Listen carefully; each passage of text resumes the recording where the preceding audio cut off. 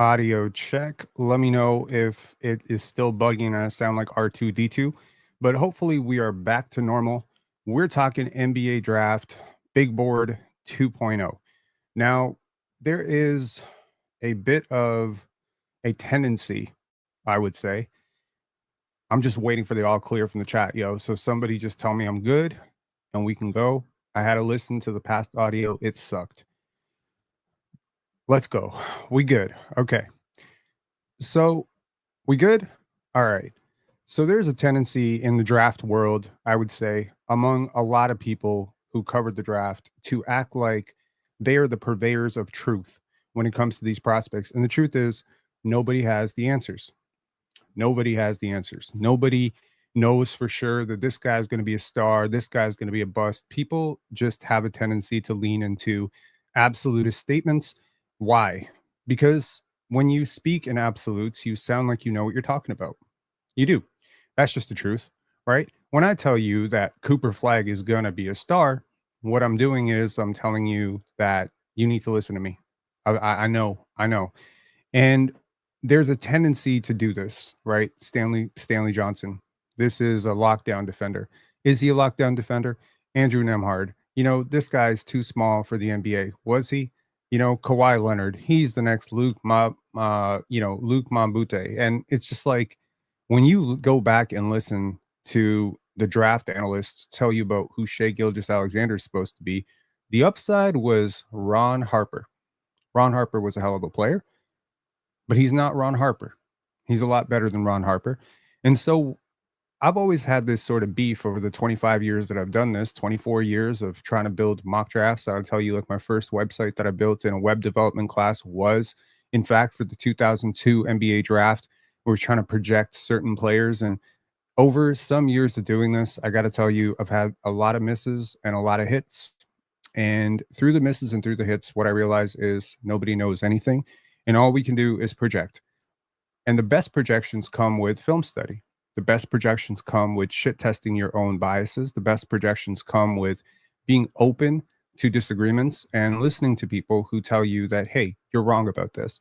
So, every draft prospect is not a complete product, right? Ryan Kalkbrenner, five-year senior at Creighton, is not a complete product anymore than Dylan Harper and Ace Bailey are complete products. But what we can do, hopefully, is have a better discussion about this. What we can do, hopefully, is build out a model that maybe more articulates or more clearly articulates exactly what we're saying when we are saying this guy has a lot of potential and this guy doesn't have a lot of potential. And so what I've done is I've constructed my big board to outline 5 specific categories or 5 particular outcomes, and I've added a percentage of what outcome I think each prospect is going to be. Now, how do you judge floor versus ceiling, right? How do you judge that? Because there's a lot of prospects that have freakish metrics, are 18 years old, picked up the game late, and you may perceive them to have more potential than someone who maybe is 22 years old, right? How do you judge a Rasheer Fleming, a 3-year player, versus a 1-year player like Carter Bryant? They're only separated by about a year. There's a huge gap in production. How do you weigh out the soft skills, the personality stuff? This is what draft evaluation is going to come down to. It's going to come down to 1,000 different things, and you're going to have to correctly articulate it. The other thing I'll add is nature versus nurture, right? We all have this idea that Shea was always supposed to be this, Kawhi was always supposed to be this, Scotty was always supposed to be this, but we've all seen development derailed, right? Prospects, where you end up is going to matter a lot. And what I would like to do is I would say that when a team says this is the best player available, I think what they're saying is best player available for us. And what does that really mean? Well, possibly, let's take, for instance, a player like Khaman Maluach, right? Now, Khaman Maluach is a very raw but very promising young big from South Sudan, played 1 year for Duke, had a great system in which I believe he thrived, but his production and development may be delayed because of his grassroots development, late to the game. So now when I look at a guy like Khaman, I think situation, I think fit. I think Jakob Pertl, I think I've just boosted my odds. If I pick Khaman Maluach, he has a better chance of succeeding under our system, our development, our mentorship, our coaching than other players do. Take a player like Jeremiah Fears. It's the same argument. Do we have a track record of developing players like this? Does our coaching staff have a track record of maybe success with prospects that are Jeremiah Fears esque? Well, they may have a leg up in not only identifying his strengths and weaknesses, but also helping him develop. So that's where I would leave that conversation to say what I see in Khaman Maluach as the Raptors might not be what the Nets see in Khaman Maluach, but the Khaman Maluach we each get is going to be a different Khaman, and that's going to be different. I also want to talk about how the playoffs might influence draft evaluation. It happens every year. Suddenly we see size is back. That's a huge thing. There's a lot of centers in this draft. There's a lot of rim runners in this draft. How does teams going consistently and doing well with a two big lineup, how does that project for a player like, I don't know, Derek Queen, Khaman Maluach, Ryan Kalkbrenner? Our team's a little bit more center focused right now, given the work that Mitchell Robinson is doing. Is there a prospect that really reminds you of Mitchell Robinson that might be getting a boost from Mitchell Robinson's production? I felt very strongly in 2021 that the comparison from Scotty Barnes to Draymond Green kind of sucked, but it also didn't help Scotty Barnes that Draymond had a really bad year and the Warriors did not do well. If Scotty Barnes comes out a year later, the Warriors are NBA champions, suddenly the Draymond comps are totally different. So it is a copycat league. It is a recency bias. And I think one archetype of player that is consistently thriving in these playoffs is the off-ball wing. This is not a prospect or a prospect type that typically gets hyped a lot, right? You can think about off-ball wings like Trey Murphy, right? You can think about off-ball wings like OG Anunoby. Now, Trey Murphy had a good year. OG Anunoby currently in the Eastern Conference Finals. I'm not counting the Knicks out, but it looks like they're getting stomped. And part of the reason they're getting stomped is another off-ball wing, Aaron Nesmith. Another off-ball wing playing for the Minnesota Timberwolves, played really well last night, Jaden McDaniels. Several other off-ball wings are the length and strength of the OKC Thunder, Alex Caruso, Lou Dort. These are not players that are typically picked very high in the draft. Lou Dort and Alex Caruso were undrafted, right? Toumani Camara went 52nd. When are we going to start identifying that these off-ball wings actually do have a lot of value? Ironically, you say Siakam going crazy. Siakam was considered a bit of an off-ball wing himself, or an off-ball big, a run, jump, hustle athlete who didn't have a lot of shot creation potential. How does what Pascal Siakam is doing influence how we feel about Noah Senge? The player that I think most resembles Pascal in this draft is probably Noah, although I think you can probably look at the two players and say, okay, well, 6'11 wingspan, 7'3 wingspan, that is a bit of a difference.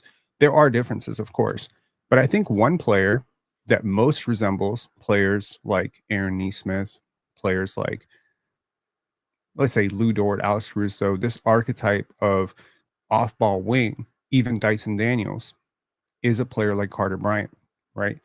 I'm very high on Carter, and you're going to see in a moment how high I am on him. But without further ado, here's my big board. I'll spend a lot more time talking about the top of the draft, and you'll see that I've sorted this out in several categories. And right at the bottom, I have Ryan Nembhard at 59. Now, there's some categories missing here. The first category is star potential. Now, I don't think PV has star potential. I don't think Ryan Nembhard really has star potential, but you'll see all NBA type of all-star type potential. Then you'll see star, or let's say all NBA MVP on the first column. Then you'll see like star potential. What do I consider a star? I consider Jamal Murray a star. I consider Tyler Hero a star. I don't consider them superstars, but that's the second category. The third category is starter. So a solid starter would be someone like, who's a solid starter? I think Aaron Nesmith is a good floor for a solid starter, right? Aaron Nesmith, early Trevor Ariza, maybe someone like, I don't want to say Devin George. He was sort of a sub starter, but yeah, so not Glenn Rice, not Allen Houston. That's probably more in the star tier. Star, like, you get what I mean? Like, superstar tier would be more in the line of Devin Booker. So we're not talking necessarily MVPs, but superstar would be like a top 20 player. A star would be like a top 50, top 55 player. A starter would be like a top 150-ish player. And then bench. And then the final category on the far right is bust. I haven't filled out all the categories for the second round. Now, here's some of my second round guys, and you'll see at the very, very top, I'll green light the most likely outcome. That's not to say the definite outcome, but the more likely outcome. So here's my second round. And again, I need to do a lot more. I need to do a lot more film study on a lot of these players, which is why Big Board 3.0 is going to be the most accurate. This video is going to be more about the first round, but just in case you're wondering where I am on Hanson Yang, given his incredible play in scrimmages, this is where I'm at on Hanson Yang. The Raptors, 39, Sion James. I think it's interesting that they interviewed him. I think he fits really, really well to what the Raptors want to do. But a guy like Janai Broom didn't test very well, but I think he has really solid instincts. But what is really the upside on a player with that level of athleticism? Yaxel Lenneberg, I really think he's going right back to, I think he's going to Michigan, but, you know, a player that projects top 20 next year.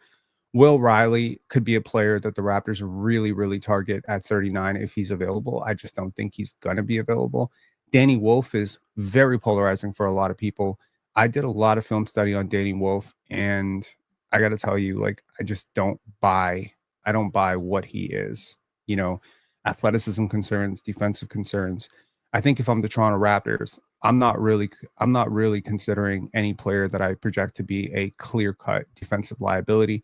I do think his rebounding is underrated, and I think it deserves some credit. I do think he has a lot of potential to be a deep rotation big. And so therein lies that 60% outcome of a bench player. But, you know, I don't think he's going to be out of the league. I think he's going to have a career, maybe 5 years, 6 year type of career. I think if you're looking at, and I'm not talking about a direct one for one comparison between players, but if you're looking for a level of production that I hope he can achieve, think Chris Humphries, you know, think someone like that. Like, so yeah, like a deep rotation big who might start for a couple of years, maybe if things go really, really well. John Hamilton said, Danny Wolf reminds me of Kelly Olynyk. If he ever becomes that level of shooter, the outcome changes. And in the far right column, right? And again, there's more categories. This is coming, guys. Like I promise you, like I didn't want to just fill these out haphazardly. I haven't done the full film study on Drake Powell, Miles Bird that I want to definitively outline what I think of them. But based on first glance and based on a couple of games, I can get to the point where okay, like I would prefer Drake Powell over Ben Sarah, for instance. Like I can get to that conclusion. These names may move up and down. I find it ironic that I've put Rocco Zakarsky. The swing skill is humility. I don't know, man. I'm like weirdly low on the guy. I think it's weird to me that he didn't play in scrimmages. A player like that who's 7'4" in an unscouted environment where he's going to be the biggest player in scrimmages, he could have done a lot for his draft stock. Like he could have pushed himself into the first round if he showed out in scrimmages. The idea that he didn't show out in scrimmages, the fact that he didn't play in scrimmages, that worries me. Jameer Watkins, like, eesh, you know, like the athleticism is there, 23 years old. What is this star upside? Like, could he be a little bit like Terrence Shannon? Like we saw Terrence Shannon put up like 13 points yesterday in very short order. Could there be some element of that, like a big athlete who can do it all? Maybe, maybe. Dink Pate, a player that I was really, really high on last year. Right now I have him on 47. He might move down a lot, actually, as I do more film study on him. But he played in Mexico this year for the G League Capitans. And I got to tell you, man, like no player has done like more to drastically reduce their draft stock this year than Dink Pate. Last year, we were hearing talks that if the NBA had let him into the draft, he might go top 5. Now, again, that might have been a little bit overzealous and maybe a little bit premature, but realistically, he has that level of upside. We're talking about a 6'7", do it all point guard who can actually defend and get out in transition and do a lot of stuff. He'll remind you in moments of guys like Ron Holland, guys who are clearly lottery picks. But I listened to an interview of his. I watched a lot of game film for the last 2 years. I don't see a prospect that's necessarily getting better. And I got to tell you, man, this is a guy who signed with Reebok. I watched the entire podcast with him, and he was talking like he was a superstar. And now I've spoken to Dink, and I don't want to sound like disrespectful when I say this. I've had a couple interactions with him. I'm not like friends with the guy, but like I've had a couple interactions with him. My big worry is this is one of maybe 12, 13 prospects that I've just red flagged in this draft. As a person who has a lot of growing up to do, is going to have probably a ton of difficulty buying into a complementary role. Maybe doesn't do a lot of stuff off the ball. And all that athleticism and all that talent could go to waste if someone does not manage to communicate with him well. Now, again, you talk about a player who has an exuberant amount of confidence and that's great. Confidence is important, but humility is important too. You have to understand where you are, who you are, what your game is. And this is one of the things that kind of scares me off of Ace Bailey. And y'all don't want to hear it. Y'all really don't want to hear it. But how does he adapt to being a role player when he's never been a role player? There's this like silly insinuation that I think a lot of people believe that everyone can just cut or everyone can just defend, or everyone can just, go out and grab offensive rebounds and find different ways to contribute. But if that's never been your role at any level because you've never bought into it, because you've never been asked to do it, how the hell do I know that you can actually do that? How do I know? How can I project that you'll just suddenly become a good screener? Giannis isn't a good screener. He's a physical beast. He's not a good screener, right? Jokic is not a great defender, right? You can't just assume that scaling down someone's role is as easy as scaling it up. Like I think a lot of people feel that defense just comes down to effort. It's not just effort. It's not just effort. It's technique. It's a desire, right? To actually want to get better at these things, to want to do these things. And it's not for everybody. And there are prospects that have like what I've considered very narrow windows to success. There are prospects that genuinely, if they don't become stars, they won't be in the league. And because their outcome of star is such a long shot, while you don't mind gambling on a player like this at 48, 51, whatever, with the depth of this draft, how do you weigh out the two following prospects? I'll give you like the two. Example one, Jamison Battle, right? Example two, Imani Bates. How do you weigh out these two? Now, obviously, Imani Bates, more on-ball skills, way more, it's considered like twitchy athleticism, more shot creation potential, more of a star upside. But since the star upside, due to physicality, core processing, and all these things, is probably the narrowest and slimmest of outcomes, we're talking like you're batting at a 0.5% chance that he's going to be a star or an all-star or something like that. What does the rest of that pie actually look like? What are those other outcomes? Is there a scalable way for Imani Bates to transfer all the things that make him starlight at the high school level into a productive role player? Now, consider the opposite end of a Jamison Battle, a player who has almost 0% star upside, 0% all-star upside, probably not going to be much. Or a guy like George Niang, right? A guy who has physical tools, big hands, long, positionally versatile, technically, but just doesn't have star upside. What's the floor on that prospect? Well, the floor is he can shoot. The floor is he can be a rotation player. The floor is he's a pretty smart basketball player who can just fit into a multitude of roles. And we're seeing a lot of teams use depth, right? Lou Dort doesn't have any star upside. There's not one person who ever watched Lou Dort at any level look at this guy and be like, oh yeah, he could be an all-star. Jonathan Mobo does not really project to be a star. Jamison Battle doesn't project to be a star. But what these players have is a floor that can get them on the floor. And your floor does get you on the floor. And so that's what I'll say is sometimes it's tempting to bet on shot creation, upside, twitch, athleticism, but I need to understand, what do you do if the best thing doesn't come true? And I think for a lot of people, this doesn't factor as highly, especially when we're talking at the top of the draft. So when you look at the top of the draft, you look at Ace Bailey's handle, shot creation, and just tough shot making profile. And you compare it to someone like VJ Edgecombe, and you put Ace above him. But the floor on these two prospects is totally different because of the different ways that VJ can actually be successful. And so I don't know if there's like an exact formula. Maybe I'll develop one over the next few weeks. And for, Big Board 3.0, I can give you a tangible formula on 97 is better than 96 and 96 is better than 92. But there has to be a way that you measure out these things. Maybe what we need to do is we need to take that 4.75, right, of a star in Nick Clifford, and we need to multiply it by a certain number. And then we need to take the 10% bust potential, multiply that by a certain number. And all in all, like we'll come to an exact score at the end of what those outcomes actually mean. And, again, just like with a lot of analytics, it'll just come down to the designer of the formula, right? You can say this is a box plus minus, but like, I mean, if the formula is flawed, if you're not weighing these things out properly, if you don't properly value what a turnover means relative to an assist, then what good is your formula? So I think it's going to take a lot of thought, but I'll work on it. Are there any other players that I really want to talk about in this group?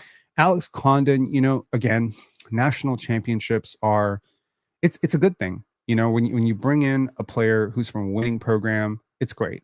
But not all team winning is individual. And I would argue that Alex Condon, while playing heavy rotation minutes for the Florida Gators, I don't really feel like he was necessarily super impactful.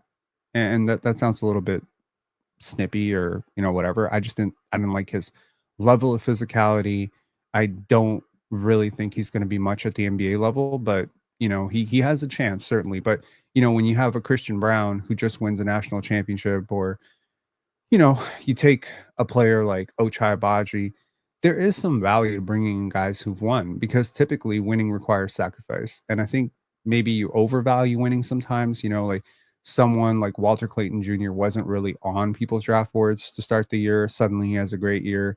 And now people are very, very high up till first round on him. Is that a player that's going to have a more bigger Shabazz Napier type of role at the NBA level, or is it going to become like a really great thing and he ends up becoming a smaller Jamal Murray? I don't know. It's guesswork at this point. Okay, now set your faces to shocked, because I am ready to reveal my first round, and this is going to be a lot more detailed. All the outcomes are filled out, but this is my top 28. Whew. Let's start from the bottom and we'll work our way up to the top. So number 28, we have Liam McNeely from UConn, right?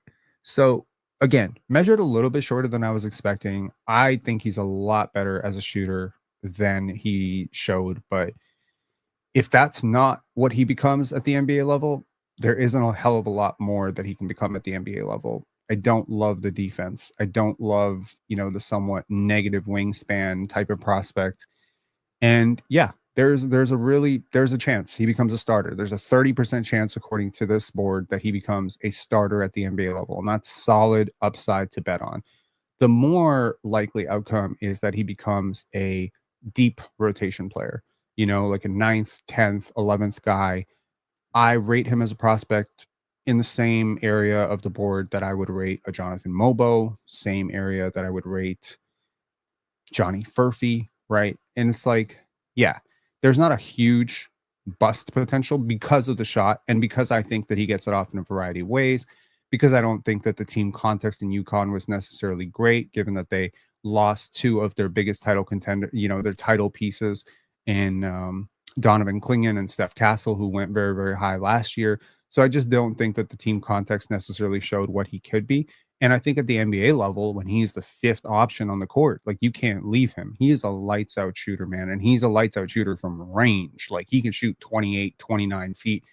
So really pure jump shooter. I really trust the jump shot. I don't know what else he provides. And I do think he's going to be a defensive liability.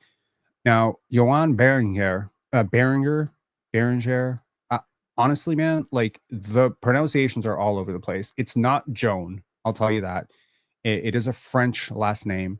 I don't I don't know if I go viral for my mispronunciation of this name, but I did watch quite a bit of him. I do get the pronunciation right, but then I completely mess it up. It's just not a name that I'm very familiar with, but he is very athletic, like insanely athletic. He's 6 foot 10 and a half ish. We'll see how he measures with a 7'3", 7'4" wingspan. Has a lot in common with two players, Khaman Maluach and Ulrich Shamshe. Now, I don't know if he quite has Tal saying, hold on, Kaspar said 20. Yep, we're there. So we'll get to it. We'll get to why he's there. So in terms of where I see him now, he's a former soccer player, right? And his footwork is impeccable. Like I'm not saying he's going to be a switch big. He's probably more of a drop big, but his defensive intensity, his timing on some of the shot blocking in the Adriatic League has been incredible. Like the 2-3 games that I've watched of him so far are like you see it, like you totally see it. There's like great lob potential. He's a really fluid mover for his size. I think you can totally see the soccer stuff. I don't think there's going to be any shot creation. He doesn't really shoot it yet. So we'll see, but with any player who's late to the game, you're just tracking the development, the early development. And I think the early development has been very promising. I think in a max upside case, you may be talking about a Serge Ibaka type. I don't know if he's quite the athlete Serge Ibaka is, but he's a really good athlete. Good hands, really good hands. I don't know about the playmaking though. And I don't know how I would rate him versus a guy like Eve Misi last year. I would say I'm a little bit higher on Misi than I am on him, but overall, he makes it into 27. 26, Asa Newell from Georgia. Now, this is a player that I am pretty much ruling out of the first two. Now, I don't want to rule out starter type of upside, but I would be willing to bet that he is going to be either a fifth starter or a deep bench guy who just provides a little bit of utility. I don't know about the shot. I got to tell you, like, I'm not sure how projectable it is. I'm not sure about his upside as playing at the five. He's a very slight build, but he's a fluid mover. He's a good athlete, has some transition potential, right? There is shooting upside there, but it's more of a hypothetical at this point. I just don't see the upside. I don't buy the upside. There's been, and also listening to his interviews and stuff. I watched his entire interview with Kevin O'Connor. I just didn't walk away impressed. I didn't walk away thinking, okay, this is definitely a player who gets it, right? I think there's a chance that he just becomes like a deep rotation big who just kind of bounces around, right? Thinking like Jackson Hayes, but with less, wingspan, right? So yeah, like a serviceable big who can come off the bench, rebound, run the floor, maybe catch a few lobs, maybe finish a few plays, but I don't really see shot creation there. I certainly do not see Chris Bosh or whatever the hell people are trying to sell themselves on. Walter Clayton, the 1%, the 1% superstar upside might seem insane to people, but I've definitely seen players with this profile become really, really good in the NBA. And he's a little bit bigger than someone like Jalen Brunson. Does he have the athleticism, strength, footwork of a Jalen Brunson? No, not really, not right now. But Jalen Brunson didn't either at the same age for the Villanova Wildcats. What I will tell you he does have is, like Jalen Brunson, he wins. And like Jalen Brunson, he has that sort of steely demeanor. He doesn't get shaken. And I've really appreciated that. I've kind of become a bit of a meme or a mock. People like to mock me and they say, oh, Rob just, he's always looking at the eyes. I can tell by the eyes of a player if they're going to miss free throws. Typically it's not scientific, but it's fairly accurate. Like I'm so usually right about that when I'm looking at a player deep down the stretch, like if they're going to hit a shot with the game on the line. With Walter Clayton, the eyes never dart, right? Like it's just there. Uh, I'll make myself big for a second to kind of explain this part. Again, there's a million things that go into draft evaluation, from listening to interviews to watching the game film to even judging the context that they were in at the college level, and then scaling that back and watching some of their high school film like we do with someone like Jacoby Walter at Baylor last year. But one of the things that consistently comes back to is how do you see, right?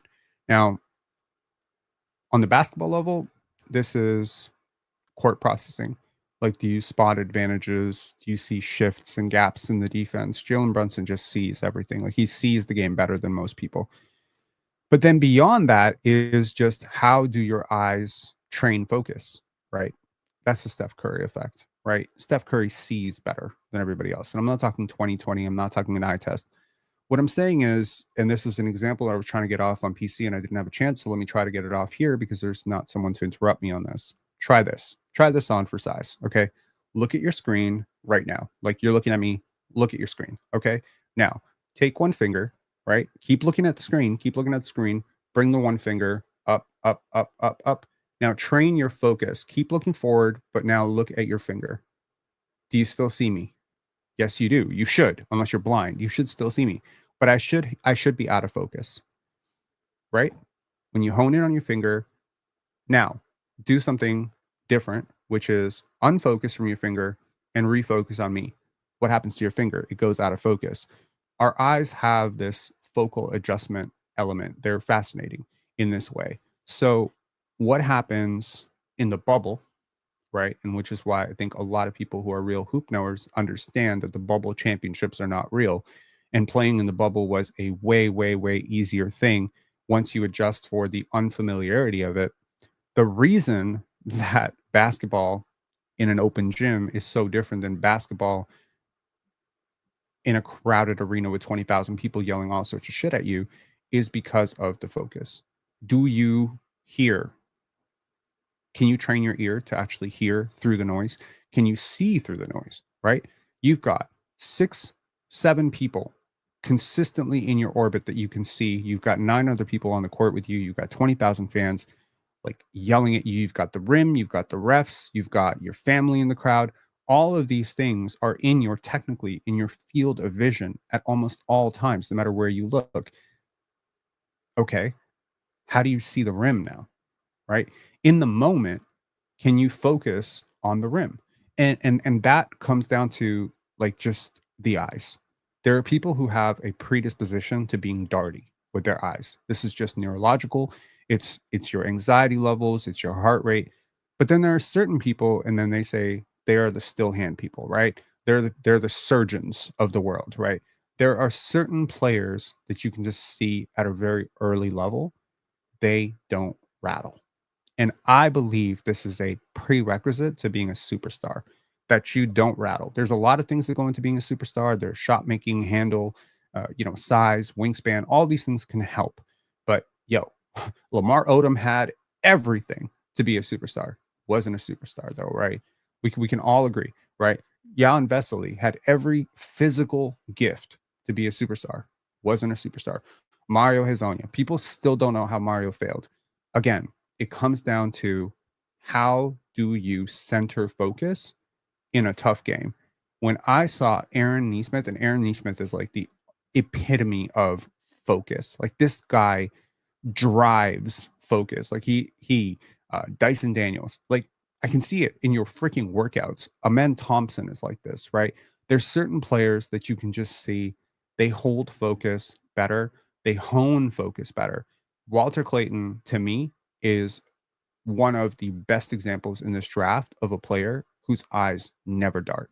He is never rattled. His face does not move in a situation where it's like his team's down 7, you don't see it in his body. He's just singular focus. His brain might be what makes him a starter or a star in the NBA, despite his physique, all of it. You know what? I wasn't really watching a lot of Fred VanVleet at Wichita State. Go back and watch his film. You can see a lot of that in him too. Jalen Brunson at Villanova, Kyle Lowry, at Villanova. Like, it's a very strange but clearly obvious thing. Kawhi Leonard with the Aztecs. I promise you, I'm not just naming a whole bunch of players who succeeded, but if you actually go and watch them, you will see in those moments they zone out. And, again, what is the difference? What is the great separator between a Kobe Bryant and a Nick Young? I mean, it's not athleticism. Nick Young was plenty athletic. What's the great separator between, guys like Gerald Green, J.R. Smith, and a guy like DeMar DeRozan? It is really, it's not just work ethic, it's not just, talent, it is focus. So it is composure, and it's about honing in your brain in those tough moments. And basketball is a consistent stress test. You're tired, you're huffing, puffing, you're getting hit all the time. When you get hit, go into like fight or flight, we have a problem. Like, you need to calm your mind. Probably the best example right now of this is Shai Gilgeous-Alexander. What we're watching with Shai. When he was down 30 yesterday, I sensed it in him. He didn't start changing his shot or shooting differently because he was down 30. It just doesn't go away. I think this is a prerequisite to star quality. So that's why I have Walter Clayton where I have him. And honestly, if I was a little bit ballsier, I might actually put him in my top 20 above certain guys that I think maybe have a slightly lower ceiling than him. Ryan Kalkbrenner, really just a brilliant defender in drop, but also had moments on switch where he was competent. I'm not saying he's going to be a switch big at the next level. What I am saying is he provides a very solid floor of production that is going to be, in my opinion, very unbustable. Like, I put 5% bust on him. There are very few players that I've put a super low bust floor on. So the lowest bust potentials that I have are Cooper, Dylan Harper, Carter Bryant, Con Knipple, Jace Richardson, and Ryan Kalkbrenner. I just don't feel like these players are going to bust outright. I think they're going to be, at worst, deep rotation guys, starter level players. And it's in part due to, with Ryan Kalkbrenner, it's also his health. He is extremely durable. He barely ever missed time. He takes care of his body. I think he maps the floor pretty well. He shoots it pretty decently. I don't know if he's going to have that, opportunity, but I think he was like 39% or 40% on open catch and shoots. Hey man, that is projectable.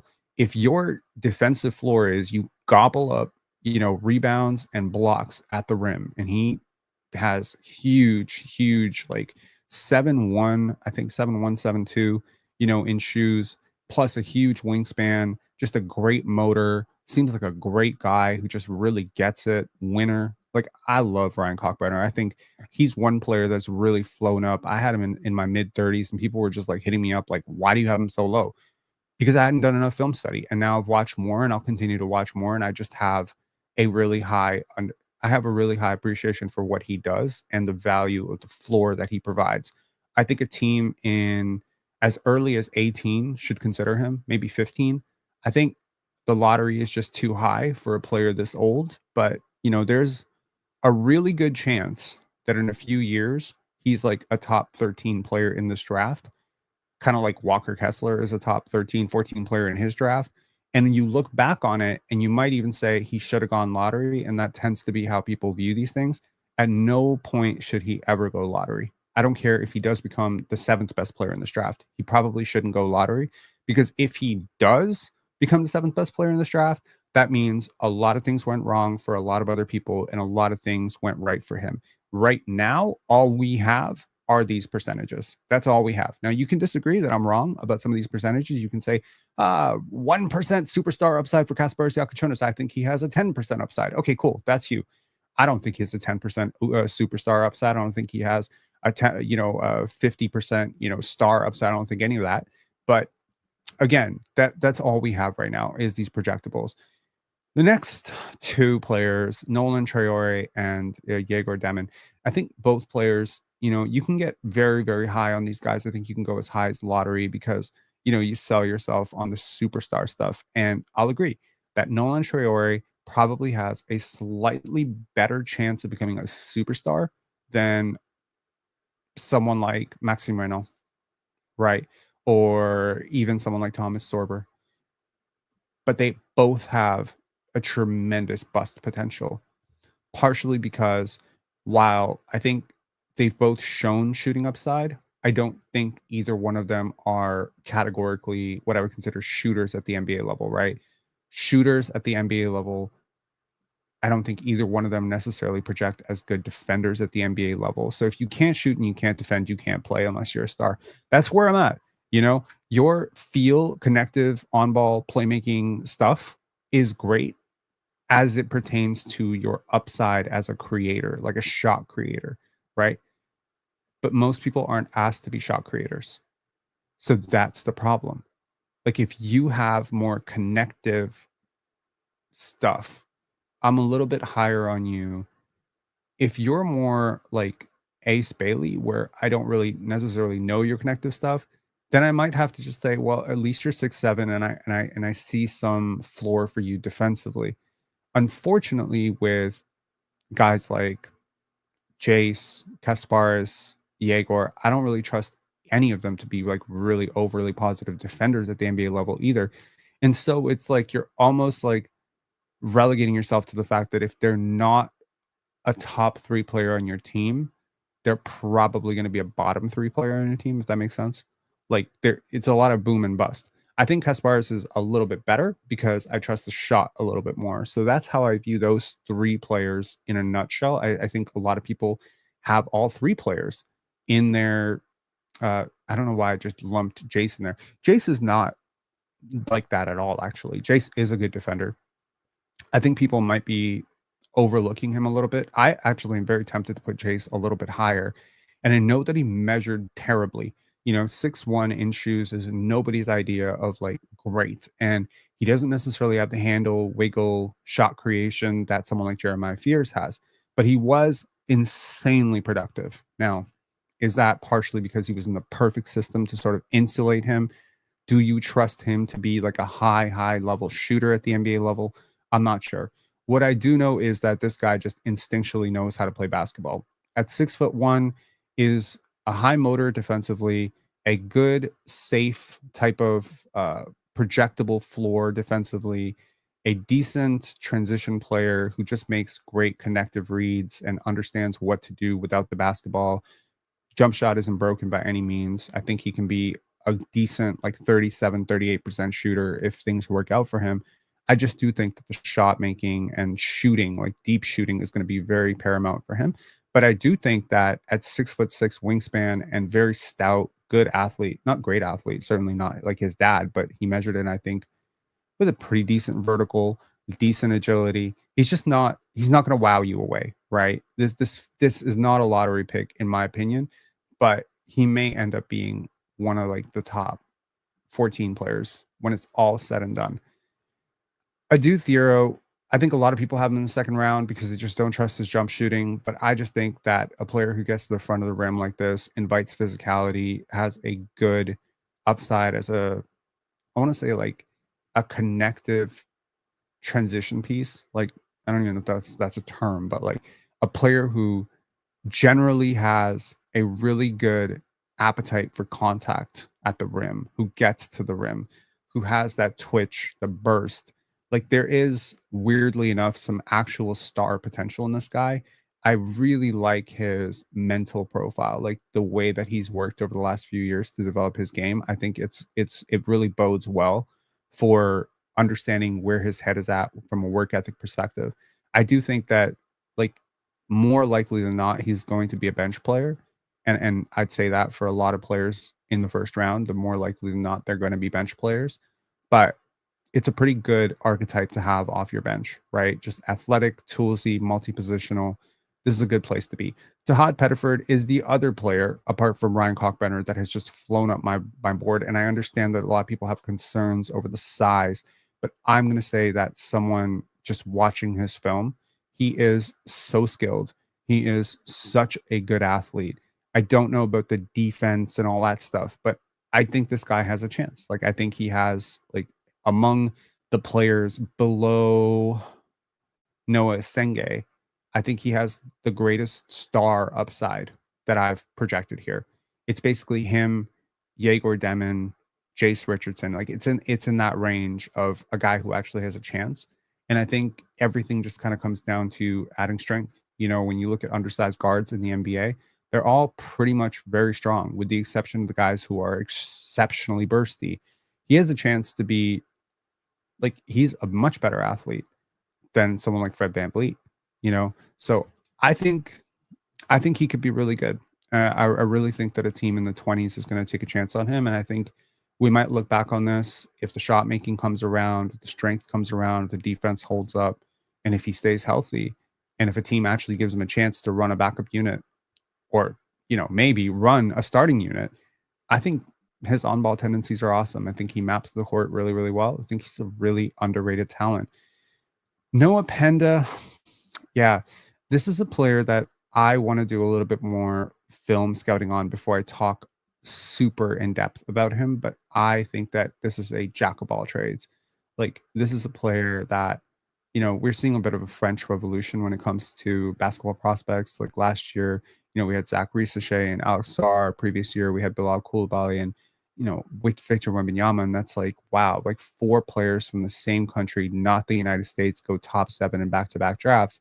They're clearly doing something very, very good in France. And I think Noah Penda has a chance, again, a chance to be the best French player in this draft. I certainly am a little bit higher on him than I am on someone like Nolan Traore, but a little bit lower than I am on, I don't know, someone like Noah Senge. But it's splitting hairs. Like between 15 and 10, really you can go in any order. I'd say between 18 and 10, you can go in pretty much any order. I think the line of demarcation when it comes to like talent fall off is probably around 8, which kind of sucks for the Raptor fans. Honestly, Trey Johnson, Con Knuppel, I just think like Trey has a little bit more star upside. Yeah, I would say this draft, according to my evaluation, is about 8 deep when it comes to like real stars, and it might go 9 or 10 deep depending on Derek Queen and Noah Senge. Basically, those guys swing it. If Noah Senge and Derek Queen like really pop, then this draft goes like 11 deep. But that's where I'm at. And honestly, between 3 and 11, I don't see a huge difference, man. If you really, really want to push on VJ Edgecombe being a worse prospect than Noah Senge, I think I could hear that argument. And if you really want to push for Derek Queen being better than Khaman Maluach, I think a lot of people feel that he is better than the Khaman Maluach. So it's a really interesting place to be for the Raptors picking at number 9, because you're not going to have your pick of the litter as you would have had you moved up to number 4 among this group, but you're going to get a comparable prospect to what you would have gotten at 4. That's kind of where I'm at, right, with that. But yes, Maxime Renault, I just genuinely think he is going to be a role player of the highest variety, right? Great feel, good shooter, like decent touch. The genius stuff does appeal to me. I got to be honest with you. Like, the late to basketball, this prospect archetype. Every year we hear like this guy picked up basketball 4 years ago, and with Maxime, it's very difficult to tell. Like with a lot of guys, last year when we heard Ulrich Shamshi is like new to basketball, and you watch Ulrich Shamshi, and it's like, yes, he's very new to basketball. He's making mistakes that I was making in grade school on these reads, so you get it. But with Maxime Renault, like it's almost alarming the level of polish he has and intelligence he has and feel, like high feel he has for a player who is late to the game. There's athletic limitations for sure, but size can negate some of those athletic limitations. And, I'm not saying like Luke Cornett, but yeah, Luke Cornett, I'm not saying like a 1-for-1 comp Luke Cornett. Certainly, like the playmaking is a huge thing. People have compared him to Brad Miller. I think he's a better athlete than Brad Miller, quite frankly. I think he could be really good. I think there's actual star upside there. It's very, very limited. You have to squint really hard to find it. But, with the right development in the right system where he is more of a post hub and given more playmaking responsibilities, sure. If the defense scales up, I could certainly see it. Cedric Coward.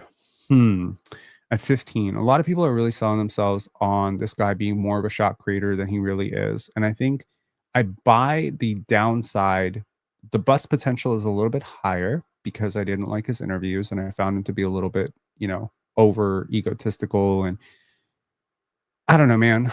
Maybe I'm misreading it. Maybe I need to give him more of a chance. Maybe I need to listen. But every single time I listen to him, he just sounds like he has a lot of the red flags for me that Dink Pate has, right? Which is he thinks he's better than he is. He talks about his ability to create off the dribble. I look at his turnovers, and some of them are really ugly turnovers. That being said, there aren't a lot of prospects that have like 3 level scoring potential outside of the lottery, and he might be one of the best, right? He's a pure shooter. Every level, his shot is pure. He has good athletic upside and decent defensive upside. I think he'll at worst be a neutral defender at the NBA level. Will he be a great defender? I don't know. I guess it'll depend on how much he wants to dig. I don't see the Kawhi Leonard stuff, but I certainly see like some Tim Hardaway Jr. in him, maybe. Like a better defensive version of Tim Hardaway Jr. Is that a fair thing to say? Like I really trust this shot. Like it's maybe the variety. He's got like a little bit of that post scorer stuff too, like the midi turnaround stuff. But it's just like, okay, if that's the strength of your game, and you get into a system where the coach basically tells you you can't do any of that because let's just be honest, mid range shots are only for stars at the current level, then your ability to punish closing defenses that are scrambling with one dribble pull-ups from 18 feet is not necessarily going to matter. And he's not necessarily the most explosive leaper, so I think that's part of it, but length can counteract some of that. I don't know, a little bit older, kind of a path less taken, but the development over the last few years has been incredible. I do worry about the small sample size. I haven't really seen it at a high level competition. He hasn't really played anybody. But obviously, when you see him in the gym, even the 6 games that he played last year, alongside the 2 years of sample that you have at Eastern Washington, like you have enough to say he's definitely a first round talent. Is he a lottery talent? It's really going to come down to how much untapped potential you think there is. Thomas Sorber, the heaviest player in the draft, I believe, if Rocco Zakarski was less than him. So yeah, I mean, this is just a big, big dude, man. And I I don't think that being this big is good for him. Nearly 270 pounds. He has really, really packed on the weight. He did have a foot injury, which is really scary for a player this high. So I would just say, I've heard a lot of Raptor fans say you wouldn't mind him at 9. I will flat out like shut down the stream if we pick him at 9. I don't think we're going to pick him at 9. And if you wait around, I'm going to tell you what I've heard, at least through the grapevine, about who the Raptors might be high on. And you can take it with a grain of salt that's coming through the scuttlebutt of several friends and colleagues who are a little bit more connected to NBA league circles than I am. But I've certainly heard some stuff about who they're really high on. And I've heard that they like Thomas Sorber, but I don't think they'll look at Thomas Sorber at number 9. Rasheer Fleming, I just don't buy the star upside, man. I've put 2% superstar upside, but in reality, I'm just doing it to appease the people in the chat. I think I really don't see a superstar here, but I'm willing to be humble and realize that, when a player shows you that they're getting better every single year, you just don't count them out, right? There's a sincere work ethic that goes into developing your handle, developing counters, developing your moves, developing your body, taking care of your body, all this stuff. Rasheer is like one of the most blemishless prospects as it pertains to fulfilling his archetype. He is going to be like, there's certain prospects where you're like, I don't think they're going to leave anything on the table. Like if they can become it, they will become it, right? They're going to seek out the guidance, the trainers, the dietitians. They're going to take care of their body. They're going to be, well conditioned, well hydrated. They're not going to get fat. They're not going to get lazy. They're not going to get complacent. They're not going to get paid and then, fall off and stop working on their game. He just strikes me as a guy who has an insane motor, very good athlete, not a great athlete, but a very good athlete, super long, great measurables, love the shot as a role player, don't see the shot as a shot creator. There's certain shots or shot profiles that lend themselves to being role players. A good example of a role player is like someone like Maxi Kleber, right? Like you can see his shot, it goes in occasionally, right? But he's not a star. You can't just get it off the move. You can't get it off the dribble. You can't get it off the counter. Like he can't get it off like 45 different ways. Jeremiah Fears, completely different equation, right? He can get it off any which way. He has the twitch, burst. So you see more star in him.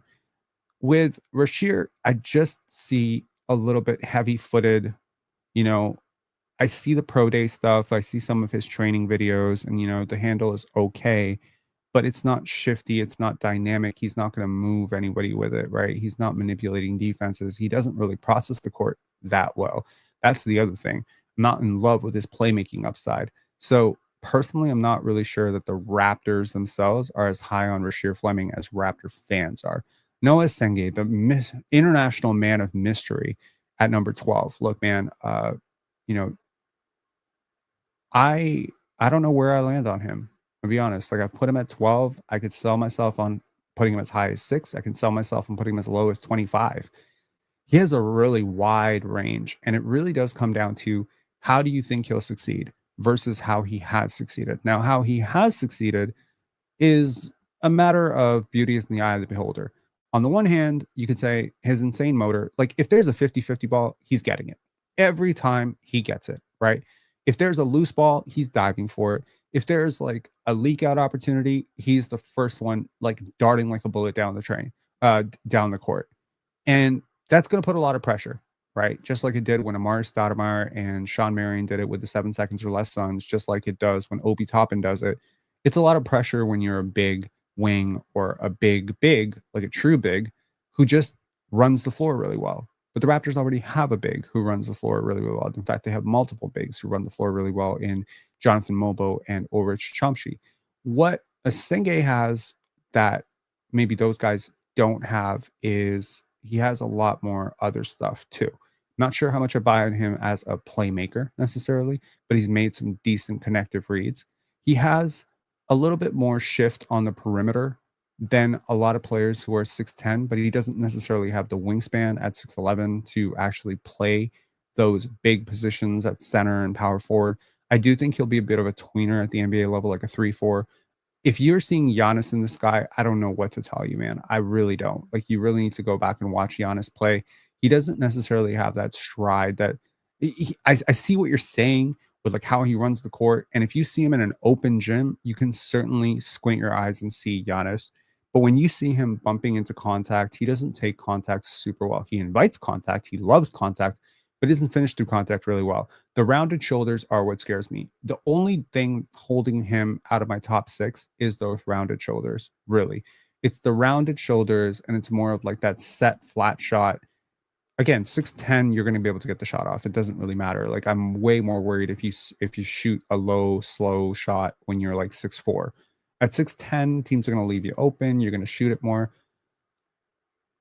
I think there's like actual bend to him, as a defender. Like, he can get around screens. He has this mobility as a defender, and coupled with his high motor, his tenacity, his ability to poke the ball, he just, yeah, he strikes me as a player who has grown a tremendous amount over the last couple of years. Obviously, playing pro at that size is not easy. He's getting bumped around. He has a high center of gravity, which means it's going to be hard to hold position. I think this is a player who's a project. Like, he's a long-term project. Like, he's going to have, if you think Grady has difficulty holding position, wait till you see this guy in the NBA. Like, he is going to get abused, but he's going to fight.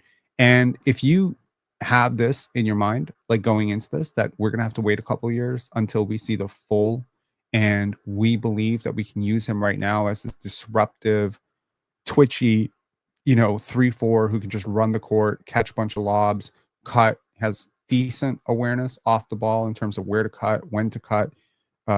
He provides you maximum effort all the time.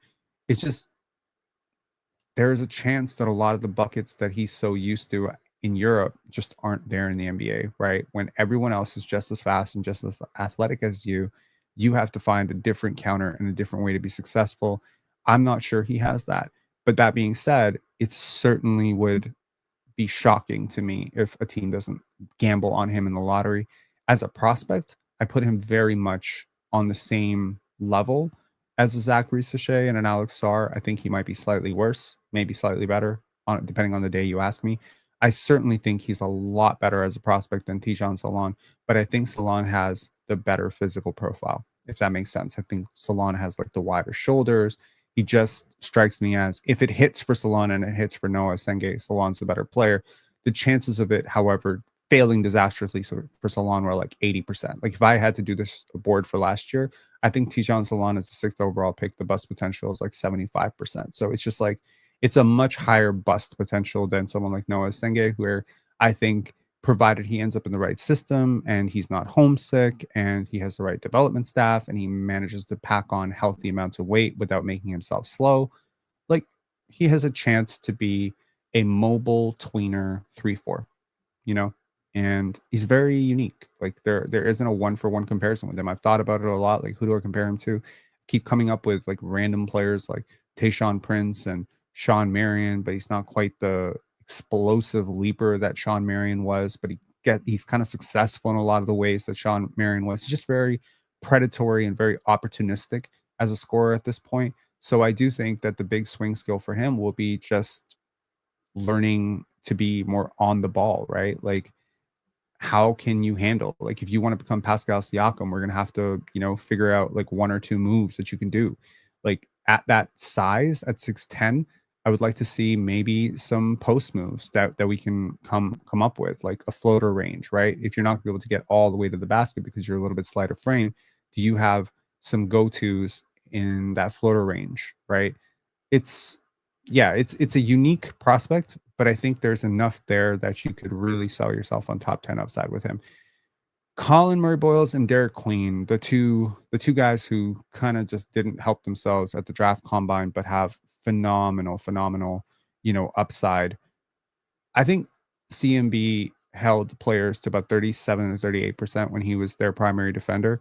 This is a monster defender. Like, there are very few players in this draft that have the potential to usurp someone like Cooper Flag as the best defender in this draft. I think two guys actually have that potential, and that's Carter Bryant and Colin Murray Boyles. Maybe the third would be Khaman Maluach. Like, those are like the defensive beasts in the top 10, top 12. And what makes Colin Murray Boyle so special defensively is his hand-eye coordination, his ability to poke the ball away, his ability to time blocks despite not being like this very explosive vertical leaper. He is extremely sturdy, which is to say, you don't move him, he moves you, right? He's extremely solid in his base. He has great core strength. He's not a player that teams are going to be able to post up very well. And then when you try to score over him, he's going to be like perfectly mapping your contest. He reads the game very well. I think he has a very special brain for the game. And that's where you get your Draymond Green comparisons. He's a little bit bigger than Draymond. He's a little bit more athletic than Draymond. I think he has a lot more handle, twitch, and just off the dribble stuff than Draymond. The shot is a concern. It's going to be a really big concern. And the fit with a team that has players like Scotty Barnes and Jakob Poeltl currently occupying spaces in the paint, that's going to be a little bit weird. But that being said, teams go zone. You put this guy in the middle of your zone. I think he can handle the ball well enough to be a creative decision maker in the middle of the floor.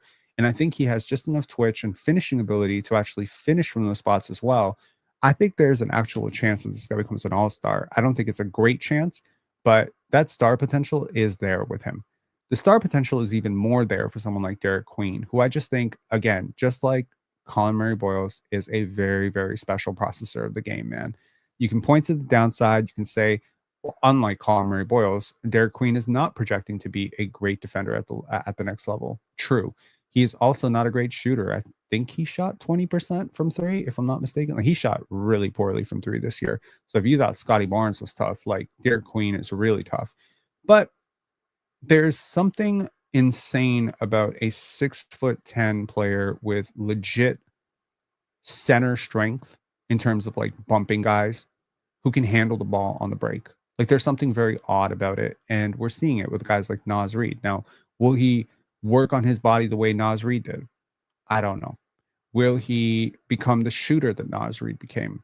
It's a work in progress. He shoots it really flat, really low, and I hate his mechanics. So it's going to be a restructuring. But if you can put this guy in the middle of the zone, just like I said, with someone like, Colin Murray Boyles, the insane level of footwork, shot making, touch, feel, playmaking, court mapping is truly special shit. Now, the player I think a lot of people like to compare him to is Danny Wolf. I just think he's so much better than Danny Wolf, guys. Like, I really do. Danny Wolf has a really low center of gravity. I think, Queen has a little bit of a higher center of gravity. Which one of those things projects better towards long-term shot blocking and stuff like that? I don't think Queen has to become a bad defender. I think if he really works at it, he can become a decent defender. He's got insane, like, when you think about guys in this draft who could one day average 25 points per game, he's one of them. He is one of the few guys in this draft who could average 25 a game. Among the guys that I could actually average 25 a game: Cooper, Dylan, Ace, Fears, Johnson, Queen. Those are the guys legitimately I think could average 25 a game if things go right for them. So again, there's also a chance he busts. He has the highest bust potential other than Jeremiah Fears and Ace Bailey, according to me. And the floor is largely because I really don't think he has an ego about it. You know, like you can say all the things you want about him coming in out of shape. You know, when he was asked, how do you feel like you are in terms of your shape and conditioning right now? He just laughed it off and said, I'm an 8. It's like, do I question your maturity if you come in at 8? But I've seen prospects beat these, weight allegations before. I've totally seen it. There's a different way to look at this. One way to look at it is he may not even be trying to go that high. You know what I mean? Like maybe, and I mean, this is really coping hard for a prospect that I like, but maybe he just didn't want to go to the bottom feeder. I mean, he's a winner. He wants to be a winner. He won a lot in high school. He played for Montverde. So maybe he's just like shit. Like I'd rather end up in a situation closer to the end of the lottery than the beginning of the lottery. And if I just, put on a little bit of weight, like my man Charles Barkley did, teams will actually let me fall to where I'd prefer to go. I think the one red flag for me with a lot of prospects is prospects who want to go high at all costs. You should want to go high. You want to have that conviction to want to be a top 3 pick. But prospects who don't mind going 11 instead of 9 if the fit is a little bit better, that usually projects well to the idea that at least they're thinking longer term about their next contract. And that's usually a good thing. It's usually a good thing because then they're going to put in the work and they know that there's work to do on their next contract. They don't just automatically think the next contract is guaranteed. I just think if you watch the high school tape on him, there's there's a version of this that truly is a star. And again, 30% star outcome. It's not the worst thing to get at 11. Number 9, Con Knipple. I've put the comparison as Klay Thompson plus, and the plus is the passing. Really underrated passer, man. Really underrated passer. He didn't play a lot on ball. He had a really tough start to his season at Duke, but man, by the end of the season, you could just see this guy getting better and better and better as the game is super slow for him right now, man. It's the same thing I identified with someone like Scotty Barnes, where I'm like, yo, NBA pressure is not going to bother this guy because he is like ahead of it. And he just carries himself like a 50-year-old man. You know what I mean? Like he's over it. He's been there. He's done that. He's kind of over it. Not in a bad way. Not in like, I don't care. No, he cares immensely. He's just not rattled. When I said, that thing about Walter Clayton and the eyes and, focus, he's the same way.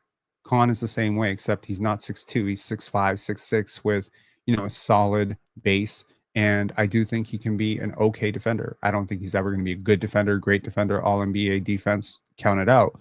But I think he could be like a decent defender. Positionally, he's pretty strong. He's got like, good upper body strength. I think he's going to move people around a little bit. I think he has like midi post potential. He has great movement shooting. He is, by my estimation, it's him and Trey Johnson for the best shooters in this draft. He gets it off in like a dumb number of ways, man, like crazy number of ways. I think he could be like the perfect third player on a championship team one day. I don't really think he's going to be the on-ball creator that someone like Luka is, obviously, but maybe not even someone like Austin Reeves. Maybe he doesn't quite get that. But I do see like realistic versions of Klay Thompson, Wally Szczerbiak, and Klay Thompson and Wally Szczerbiak were all-stars. So, sub all-star would be sort of like my realistic projection. I know I have green lighted starter, but I really oscillate between like a really high level starter for him. Like it's starter, but it's like a super high level starter with him. Moving on to Trey Johnson, I think a team is going to fall in love with him and probably pick him top 5. I have a feeling he is really wowing people in workouts, and for good reason. I think the biggest misconception about Trey is that he is like Cam Thomas. He's not like Cam Thomas. He's a much better processor of the court. I think the game is pretty slow for him as well. I think he has a little bit more twitch and burst than people realize. And, again, people think that guys who are 19 or 20 are just done athletically. Man, it can get a lot better with him as well. I think his athleticism is being somewhat underrated because just how coordinated he is. I think he's like really a balanced athlete. Like when I watch film of him, like he gets a shot off in like a million different ways, and he can square himself up from like a multitude of angles against different coverages. Like he was really, really swamped, this year in terms of like how teams guarded him. And he did a much better job, in my opinion, than someone like Ace Bailey. So if I'm looking at these two players, I see a higher defensive upside for Ace Bailey, but I see greater maturity from Trey Johnson. I see greater shooting potential from Trey Johnson. I see a much better floor offensively for Trey Johnson. I see a lot of the same shot making, ability to take difficult shots off the move, off the dribble, off balance from Trey Johnson. So, you know, the Ace Bailey selling point really was he's 6'10 and, he's a great athlete. Okay. So now that he's 6'7, barefoot, 6'8, what's the selling point? Similar wingspans. It's not a big gap here. If Ace does not show himself to be like really committed to being a incredible defender at the next level, there's a really good chance Trey Johnson is the better prospect and the better fit. Number 7, Jeremiah Fears, who did not shoot it exceptionally well from 3, but man, like you can see it, right? Like you'd have to be stupid not to see it. His handle is among the best in the class. He was a true freshman, 18 years old. Probably should have actually wasn't even a true freshman. He should have been a high school senior. Like, damn. Nice one saying how you feel, Penn, if Ace drops to us. We'll talk about that.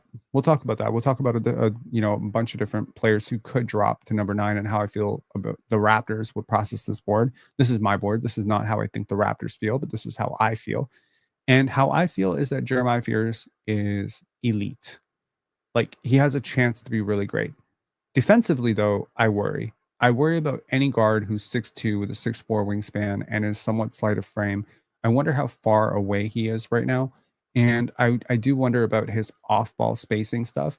But in a lot of ways, I know that he's not the lights out shooter that Jared McCain was. I understand that. I totally get that. He's a much better athlete, in my opinion, than Jared McCain. He has like much better handle, twitch, all that stuff to his game. The shooting is going to be the great equalizer. I think if I'm a team bringing him into the gym and he is going to work out for the Raptors very soon, if he hasn't already, I think the one thing I want to do is I want to put him in a gym and I really want my scouts to study his shot and say, do I see a 40% 3-point shooter here? Because if I see a 40% 3-point shooter, this guy should be a top 5 pick, no brainer. If I see a guy who's always going to be a little bit streaky and is always going to oscillate around that 33 to 36 mark as a shooter, maybe I feel a little bit different because I don't necessarily think he has a super high floor defensively. I do see a ton of Jamal Murray, man. And people who watch Jamal Murray now may not remember that Jamal Murray, like younger, was like an athlete, bro. Like hang time at the rim, crazy finishes, great dunker. Like he's not quite the vertical pop athlete. He's considered like a below the rim athlete. But in terms of like that stop go, quick, dribble, twitch without, and he doesn't need a screen, is what I'm saying. Like he can beat you clear off the dribble, and he did it all the time this year. And he had a lot of pressure on him. He was very much tasked with carrying that Oklahoma offense, and I think he did a great job. So overall, I think there's some legitimate star potential here. I put 20% star potential. That's pretty high. I put a 2% superstar potential. Watch more film. I might get even higher than that. So there's like legit case to be made that he could be a top 7 pick. I could go as high as number 3 with him. I don't think Philly will. I can go as high as number 4 realistically. I think if I'm picking 4th, they probably won't. They probably won't because they already have LaMelo, so they'd have to agree to move off of LaMelo, and they already have Trey Mann. I think his range starts at 5 and his range ends at 14. If he goes 5th, pressure's on. Probably, tough outcome to live up to top 5 billing in this draft. But if he goes 9, 10, 11, like I think he's perfectly fine. Worst case scenario, I see like a Devin Carter, like a smaller Devin Carter. Best case scenario, man, I see an all-star. He can be really good. Moving on to Ace Bailey, who finds himself at number 6 on my board and number 3 and 4 on a lot of other people's boards. Why am I lower on Ace Bailey than other people? Well, I've still outlined star as the most likely outcome for Ace Bailey, and there's a reason for that because I do believe that with the wider angles of an NBA court and less attention on him and better teammates than he had at Rutgers, there's a legitimate chance that this guy does become a sub all-star. I don't want to say all-star, but like a sub all-star, a guy who can give you like Glenn Rice level production. Is that maybe that's a little too ambitious? Allen Houston level production? It's really going to come down to how pure that shooting form is. And I do trust that form. It's a good shot. He also has that beautiful thing that a lot of guys who are 6'8" with like really long arms have, which is he can block some shots. He can be positionally versatile. He can guard, potentially, if he wants to, he can guard 2, 3 positions. The worrying part of Ace is always the rim pressure, the decision making, the court processing, the off court stuff, and I want to caution that because when we talk about athletes and off court stuff, I'm not insinuating he has a drug problem or that he has a baby mama we don't know about or that he's been taken cult into Jehovah's Witnesses. No, it doesn't have to be that serious. Sometimes it could just be like, who's your circle? Who are the people influencing you? What's your mom like? What's your dad like? What's your family like? What's your trainer like? Like, are these people going to be like pushing for you to get star touches and they're going to be your echo chamber, right? Like, here's the thing. I get to know a lot about these players that I'm not even trying to flex, like that a lot of people just would never know because this is a relationship business and you do have to do your work. You have to talk to people who know these people who are willing to talk to you. It doesn't come by easily. I mean, if I was Shams or if I was Woj, I'm sure I would get a lot more yeses. If I was a high level Division 1 coach, maybe, some doors would open to me that aren't open right now. But man, I try. I try to get as much intel on these players as possible. I try to get as much information from their own interviews, from, like maybe their parent did like a really, really, sometimes there's like those interviews on YouTube that have like 14, 15 views from like 2 years ago. And you realize, oh, it's his parent talking to a random podcaster with really shitty audio. I'll go listen to that, believe it or not.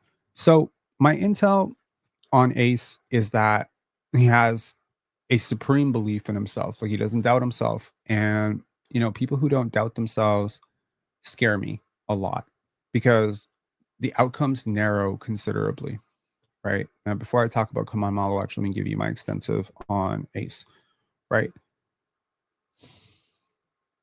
It's good to doubt yourself.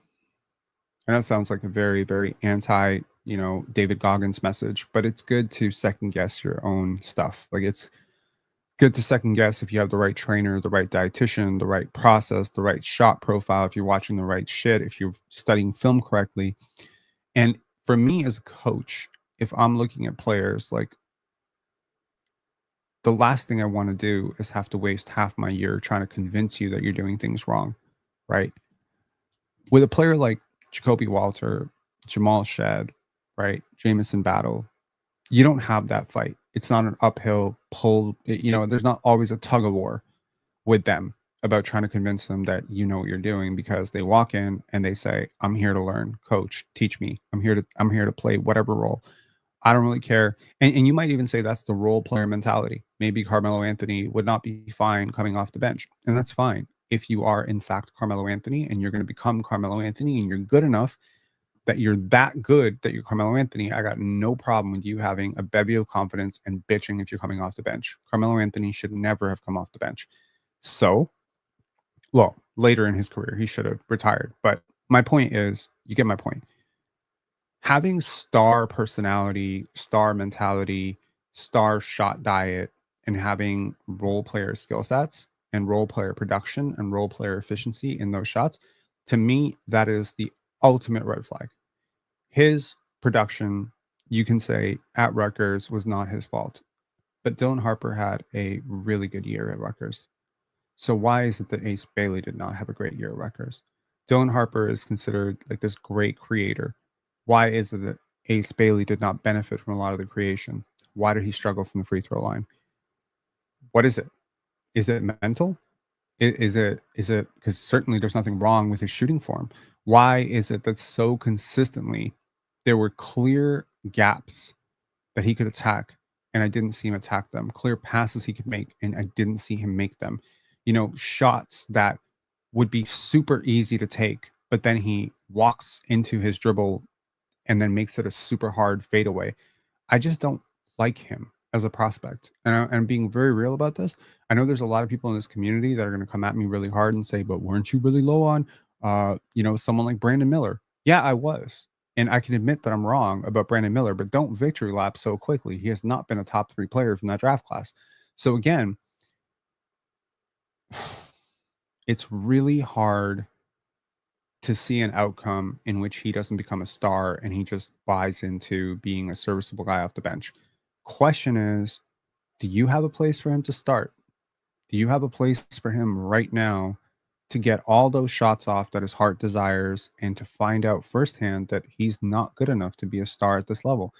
I have a feeling this guy reminds me so much of OJ Mayo like the mentality reminds me 100% OJ Mayo. Reminds me of a guy who thinks he has all the answers, thinks he's gonna walk and be a star on day one. The arrogance of, being asked like, "What's your biggest weakness?" Like, bro, like you'd have to be so delusional to not say, "My handle is high. I don't process the game super well. I need to get a lot stronger. I need to fix my rim finishing. I need to work on my free throws." And yeah, you can't shoot like below 70% from the free throw line and say you have no weaknesses. That's freaky to me. So if I'm a trap, I'm going to tell you this right now.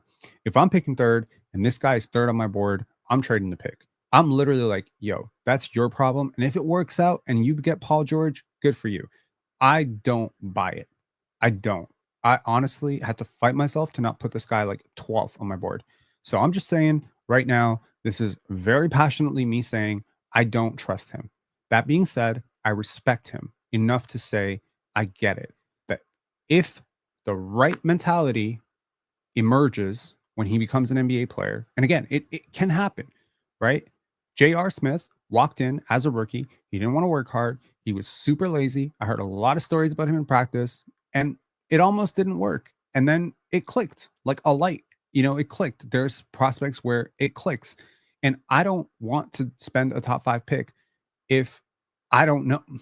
Matt saying you don't judge a player by one interview. Bro, you're assuming a lot when you say I'm judging by one interview. I've felt this way about him for 2 years. I've been looking for an interview to change my mind. And every time I listen to him talk, I feel exactly the same way. So this could be a bias, maybe. I just don't think he's good enough to have this level of confidence in himself. This level. Like again, there's not a prospect in this draft who doesn't have weaknesses. If you ask Cooper Flagg, what's your biggest weakness? He will tell you. He will never say, I don't have any weaknesses. That's crazy to me. So again, and again, if you think this is just him on an off day, believe me, listen to all his interviews. Go back and listen to the podcast him and Dylan Harper did. I've listened to at least 8 hours of him talking. 7 hours, 6 hours. Like Gerald Green vibes. It's totally Gerald Green vibes. And again, Cade Cunningham was the same way. Cade Cunningham thought he was a star. And you know what? 3 years into his career, he wasn't. And this year, he's all NBA. So sometimes that confidence does pay off if your skills adapt. Cool. But at the end of the day, your ability to score at the NBA level is not going to come down to your aura. Okay. It's going to come down to your space generation, effectiveness, work ethic, and all that stuff. That being said, super hard worker, number one, pro, two, big wing athlete, good, right?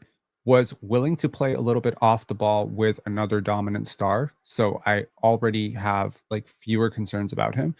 I think he could just come off a little bit more arrogant, and there's a really good chance this guy becomes a star. Look, man, I've greenlit the star, but you can see that my bust potential for him is 32%. That's too high a bust potential for me to waste on a top 3 pick. That's just it. That's where I'm at. The overthinking of Ace Bailey is hilarious. Everything is hilarious when you're stupid. No offense. Like, if you want to underthink everything and assume that everyone who's overthinking is like deficient in some way, that's cool.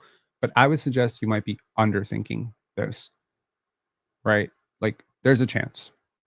Entertain it, maybe. Just maybe you're not thinking about this enough. Maybe what you're thinking about is, ooh, the highlights. Go watch the lowlights. Go watch the missed defensive rotations. Go watch how many times he didn't run back in transition. Go watch how many passes he misses. Go watch his body language when things don't go his way. That's what I want to see. Okay. And I got news for you. Subjective. Beauty is in the eye of the beholder. There's a lot of teams that probably they will not suffer some, you know, cataclysmic result to their team chemistry by bringing a guy like this in. The Raptors are not a team that has a guy like this. So Daryl said, "Ha, everything is hilarious when you're stupid. That's hilarious." Oh wait, Daryl, you're most certainly not stupid. Noble Venom said, "Very off topic. Yes, I will answer this towards the end of the draft. Please, if I am starting to forget, please nobody. Usually I don't forget the super chats, but just in case I do." Okay, moving on from Ace Bailey, the very controversial number 6 pick on my board. Number 5, Khaman Maluach. Again, I'm not sure I see Joel Embiid stuff. I really don't. I see more of like a elevated Miles Turner, right? But Miles Turner was a beastly shot blocker. Some people are swearing they see Joel Embiid. Joel Embiid was a beastly shot blocker. All the players you want to compare him to were beastly shot blockers. He wasn't. I think his great value right now as a prospect is defense. I wouldn't be surprised 5 years into his career if his great actual value is offense.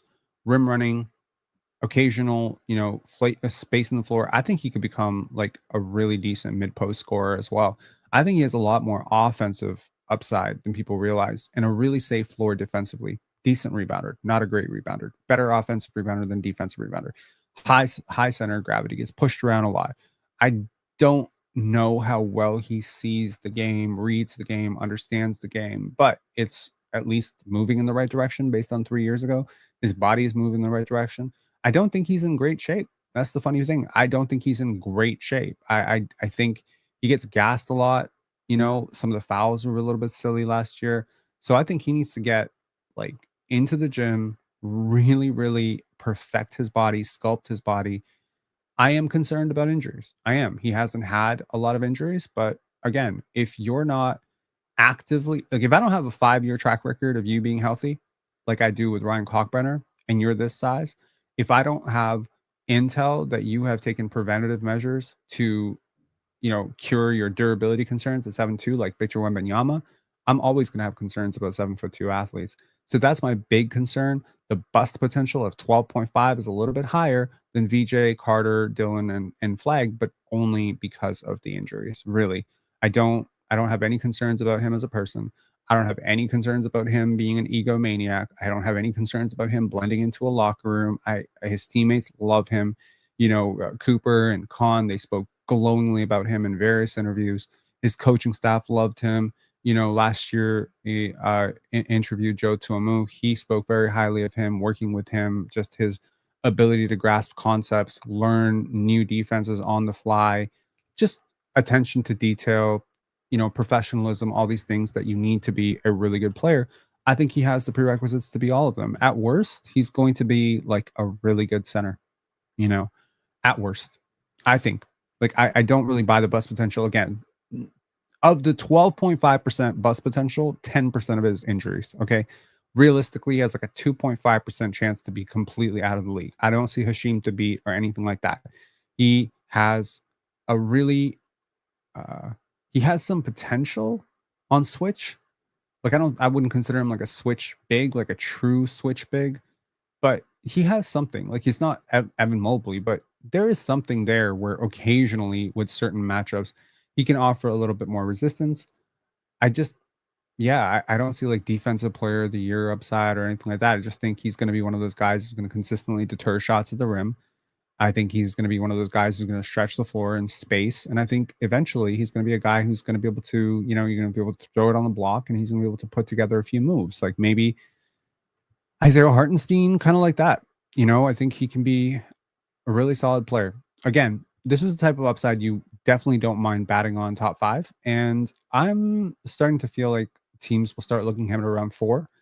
Currently, his draft range for me is 4 to 8. 4 to 9, 4 to 10. let's put him 4 to 10 because there's a chance the Raptors pass on him. The Raptors were interestingly missing from the Clutch Pro Day, according to people that I spoke to. They said the Raptors weren't there, so you can say Rasheer is a clutch guy and Khaman is a clutch guy. Did they? Is it a big head fake? You know what I mean? Everyone's trying to bluff out everybody right now. Do the Raptors just not want to convey how much they're into Khaman? I don't know. Uh, but I think there's a really legitimate chance that they're not into him, man. I gotta tell you, like everyone says they're into him, everyone says they like him, but I've never heard anybody make the argument without two key tent poles. Number one, he's African. Number two, they need a center. You take those two variables out, what does he do for you? And make the argument. You can say, okay, well, rim deterrence, they need rim deterrence, they need a big, but it's just like saying the same thing. It's like big. So I think the Raptors have shown themselves to take best player available. They took Jacoby Walter despite having Grady Dick, RJ Barrett, and Scotty Barnes already on the same team. And last year, they passed on Yves Missi. They didn't mind passing on Yves Missi, even though they don't have anything like Yves Missi on their roster. I think the question is, do they want an Yves Missi on their roster, right? Clearly they don't. And if the Raptors do want Khaman Maluach, they're probably going to have to trade up for him, number one. And number two, if they do end up being a little bit higher on him than they're letting on, and this is all a smokescreen, it's probably because they buy his potential as a short roll passer a little bit more than the film says.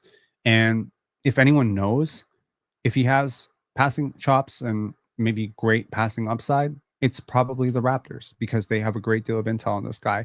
I think it'll be very, very telling if he falls to number 9 and they pass on him. Probably like a death sentence for his career. Not death sentence, but like a really damning red mark on his career if the Raptors pass on him because the Raptors need him. The Raptors know more about him. The Raptors have a history of drafting, bigs from Clutch. I think there's also, the argument, I don't know if I made it in the last live, that why does Clutch want Khaman Maluach on the Raptors, right? Typically, an agency wants their guys to get paid. They already have Ulrich here. Ulrich, in my conspiratorial mind, was payback for Christian Koloko. They already had Christian Koloko. In order to waive Christian Koloko, allow him to sign with the Lakers so he can be closer to his trainer, Clutch says, hey, everybody don't touch Khaman. But then you talk to Khaman's trainer and he's like, no, he went and did like 20 workouts. And it's like, okay, well, if he was always going to go 57 to the Raptors, then why did he do 20 workouts? So maybe I'm just inventing things in my head. I can't believe we got I can't believe we got Ulrich last year at 57. Like that to me is like really hard to believe that you get this really bursty, high motor 18-year-old with legit 7'4" wingspan and crazy upside that high when Charlotte is fucking spending a 6th overall pick on Tijan Salon, and I'm not really sure how far apart I am on those two prospects. So, maybe Ulrich amounts to nothing. Maybe it's all just the G League and it never translates to the NBA level. I just trust that guy, man. Like I trust him so much. Like that thing I said about Walter Clayton and Con Knuppel, where it's like, oh, like their eyes don't dart and they're just like intensely focused. Like he is that. He is that totally. Like he is laser focused. He doesn't know what he's looking at yet, but he's laser focused, man. I love Ulrich. I wouldn't trade him. I really wouldn't trade him for like a high second rounder or even a late first rounder in this draft. I love Ulrich. So yeah, so from a Clutch perspective, if we eventually see Ulrich becoming the backup center of the future and Jakob Poeltl is here for the foreseeable future, as if the Raptors, choose to extend him, do we really want Ulrich battling with Khaman? Do we see Ulrich playing with Khaman? Sure, maybe. You know what I mean? So that from the perspective of Clutch, I think Clutch wants him in Charlotte if Charlotte is committed to moving off of Mark Williams. But I think Clutch, if I'm Clutch, I would want him in Philly, backing up Embiid, because obviously if you're a backup to Embiid, you'll be a starter in no time when he gets injured, 50 games, 60 games, 70 games of the season. If not Philly, if I'm Clutch, I want him in Washington next to Alex Sarr. He'll get a ton of reps. He'll probably get like first team rookie honors if he stays healthy. Like there's a world in which this just isn't the right fit. Toronto's not the right fit. From the agency perspective, I don't think Toronto's the right fit for Khaman Maluach. But if he ends up going at number 9, I'll be perfectly happy. Obviously, if you get a guy who's number 5 on your board at number 9, you're happy. The only way you're not happy is if you draft Con Canupal, right? And even at Con Canupal, I'm perfectly okay with it. You know what I mean? I just question his fit with Grady a little bit. Moving on to number 4, VJ Edgecombe. VJ is like a really strange prospect where it's like I find it really, really hard to sell myself on the maximum upside outcome of him. But I also don't see a lot of ways in which he can really be anything less than a really, really good starter, right? Like the 45% outcome does not fully outline just how much I think his athleticism and shooting and catch and shoot stuff translates. Ochai Abaji plus plus plus with more shot creation ability, more twitch, more burst, like there's a real world in which like I'm having a hard time believing he's going to be a top 5 player in this draft, right? So the upside maybe isn't the highest, right? There's obviously players that I think with the combination of star and superstar potential blended correctly, yeah, like it would have to go really wrong for a whole bunch of other players, right? But when you think about the comparison to a guy like Victor Oladipo, right?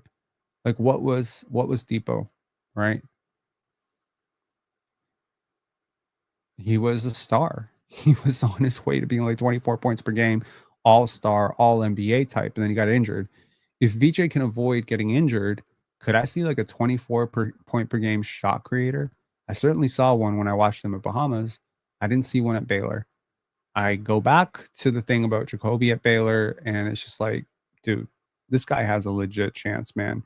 I think people think he's stumpy, or I think the entire feeling around him would be so different if he had like a 6'10" wingspan. I think like the shorter arms make people a little less certain of like superstar upside because again, with most of the players that we've seen achieve those outcomes being slightly undersized two guards, they usually have really long arms. Donovan Mitchell, right? But if the shot creation stuff can come around, if the passing and playmaking can come around, this guy has like all NBA potential. It's very muted, but the more likely outcome is that he's just initially a great transition athlete, very disruptive defensively, great motor, decent rebounder, great catch and shoot guy.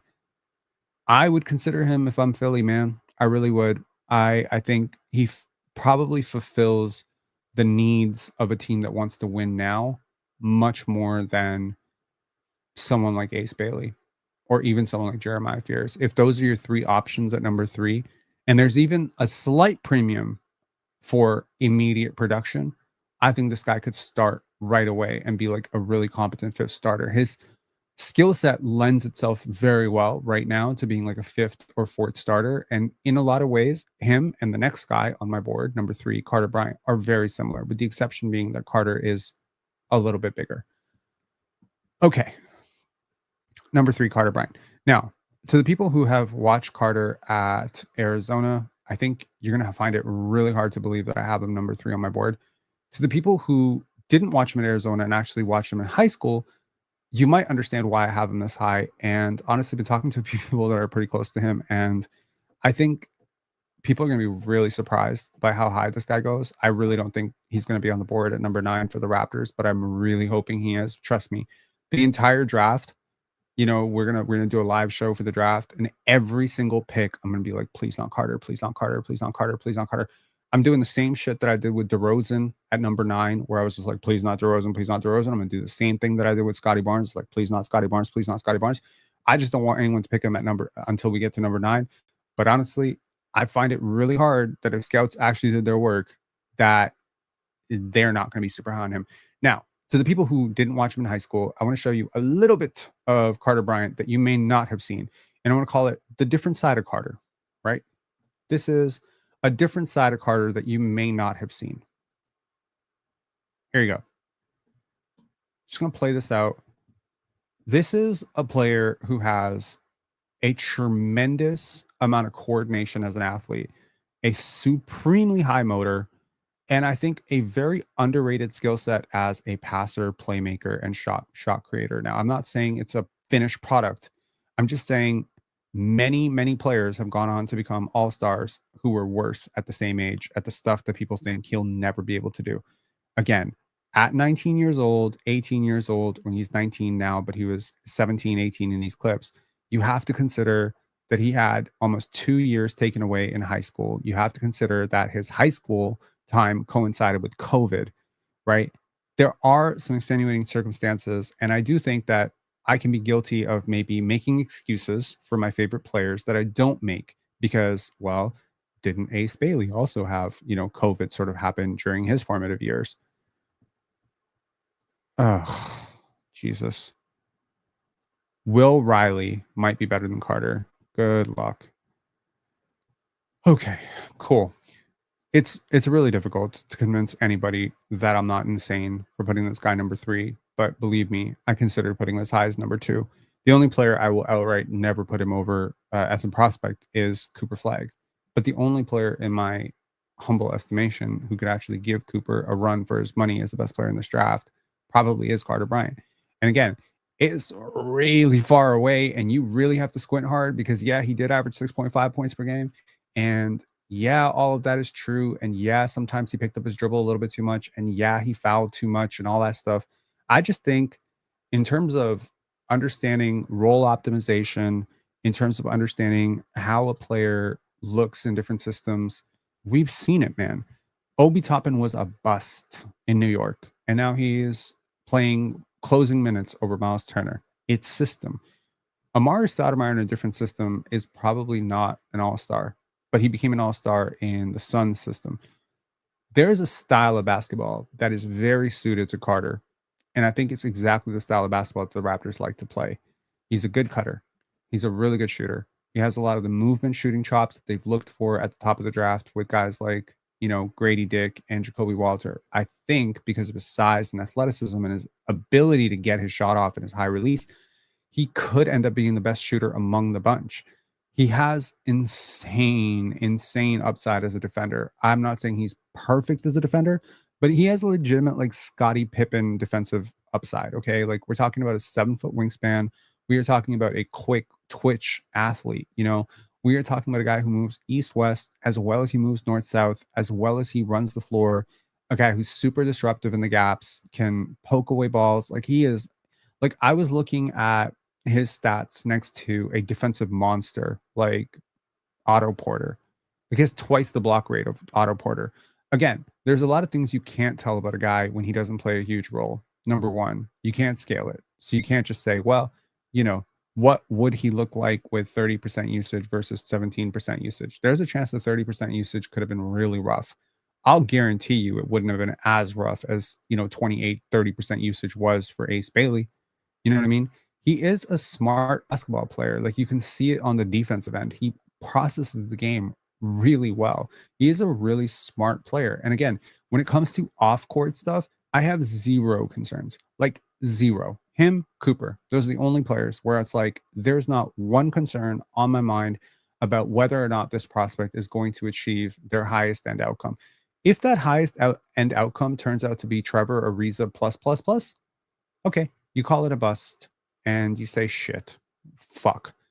But he's not going top 3, guys. He's probably going to go closer to 7, 8, 6, somewhere in that range. I could see him as high as 5. Right now, his range is 3 to 12, 13.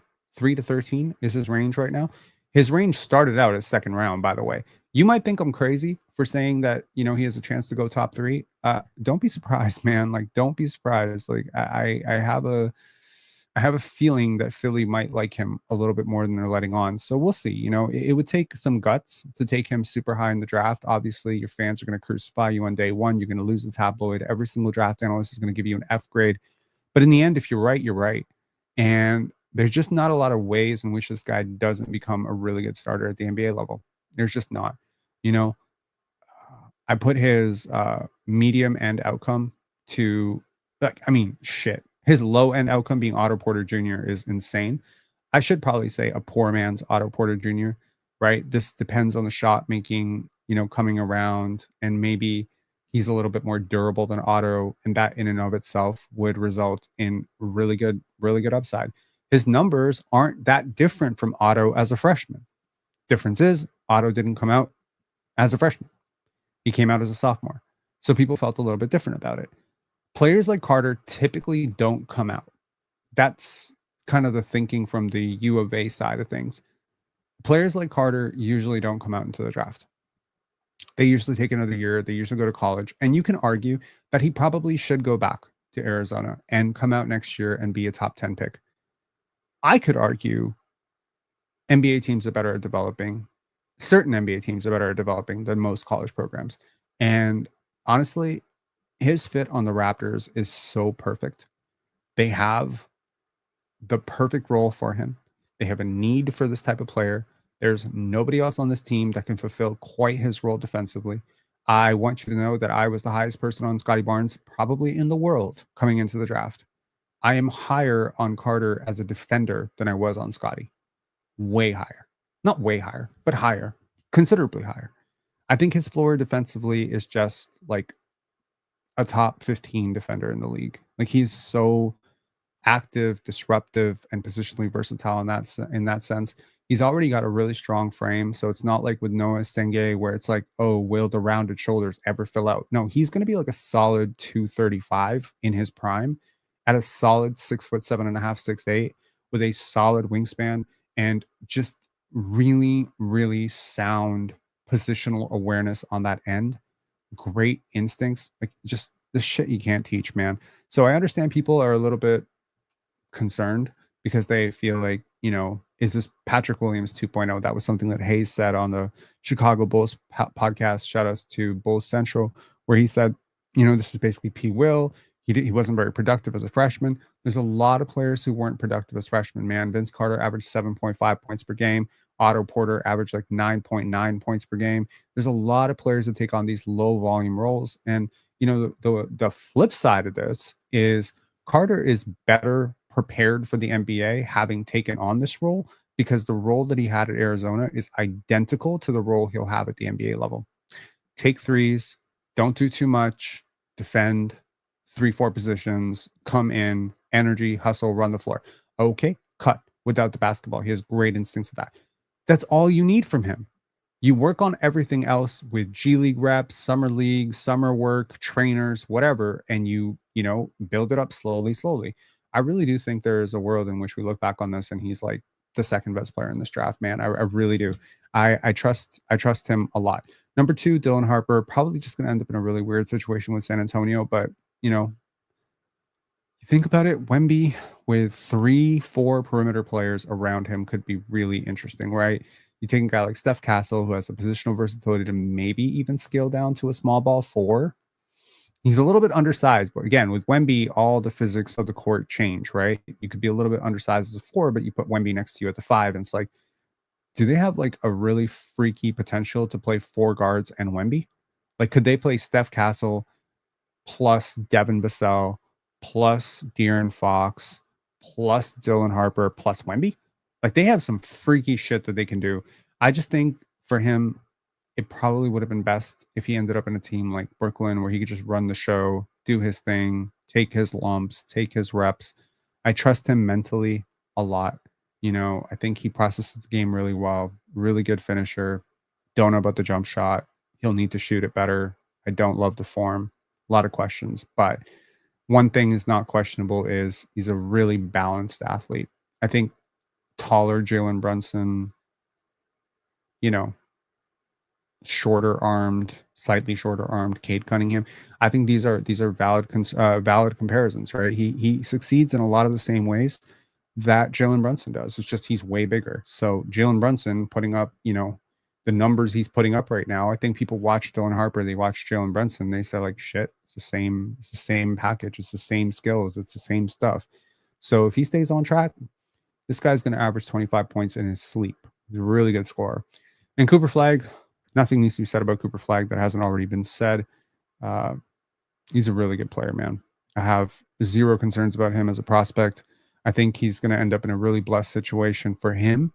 I do think, his mindset is a little bit more role player. So I would have liked to see him maybe thrust into a situation where he was asked to be more of a shot creator and take, some bad shots, because I don't think he takes a lot of bad shots.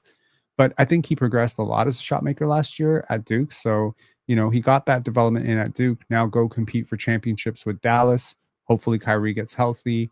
Hopefully, he makes a deep playoff run as a rookie, gets that experience. There's like a catch 22 where, you kind of want him to have his own team where he's not where he's the man and that's Cooper's team. And it's like, this is not Cooper's team. This is Anthony Davis's team until further notice because Cooper ain't better than Anthony Davis and he's probably not better than Kyrie Irving right now. Well, he's definitely not better than Kyrie Irving. But, eventually he'll grow into it, right? So this is a little bit like the Scotty Barnes situation to a lesser degree where, you're a top 5 pick, you get picked into a situation, you play more of a utility role as the rest of your game rounds out. And then eventually, when it's time to rebuild, voila, you're an all-star. So I don't know. It could be worse. I think it would be kind of worse if, he was on his own team and he had to run the show and then, he's losing 65 games every year for the next 3 years, right? Because again, he's a winner and he's going to influence winning and he's going to drive winning and he's going to make you more competitive as a team and he's going to influence your practices. And it's a lot of the Scotty Barnes stuff, right? Like if I'm thinking like medium end outcome, like a medium end outcome is current day Scotty Barnes. Like that's pretty much, who he is. Like the high end outside, like, okay, Kevin Garnett, Kawhi Leonard, the shot making really comes around. The defense really translates. He becomes like a first team all defense guy. He has like true defensive player of the year upside. I just don't think we saw enough of the defense translate at Duke. Like he was a good defender at Duke. He wasn't like the best defender in the country at Duke, but man, his production, I think is damn near 15, 14, 16 box plus minus, like just crazy efficient, crazy impact numbers for a true freshman who is like, I think the youngest player in this class. Like that's insane. Like his upside is so tremendous. He really is like, he's up there, man. He's up there as like the all-time no-brainer number 1 picks. All right. So in terms of where I think the Raptors are, I think the prospects that the Raptors are really high on, at least, kind of going by the board, I think a player that they'll be higher on than I am is Jeremiah Fears and Trey Johnson. I think those two I think Fears because they keep doing this Denver Nuggets thing where they think Scotty is like mini Jokic and he might be, I don't know, but they're trying to do it, like whether it was bringing in Bruce Brown, whether it is like putting all those off ball cutters, whether it is like centering Scotty in the middle at the nail and having him be more of a decision maker in that place. Like I do think they're looking at the Jokic model for what works and saying like, can we build around Scotty what Denver built around Jokic, and then just kind of hope that he becomes 80% the player that Jokic was or is.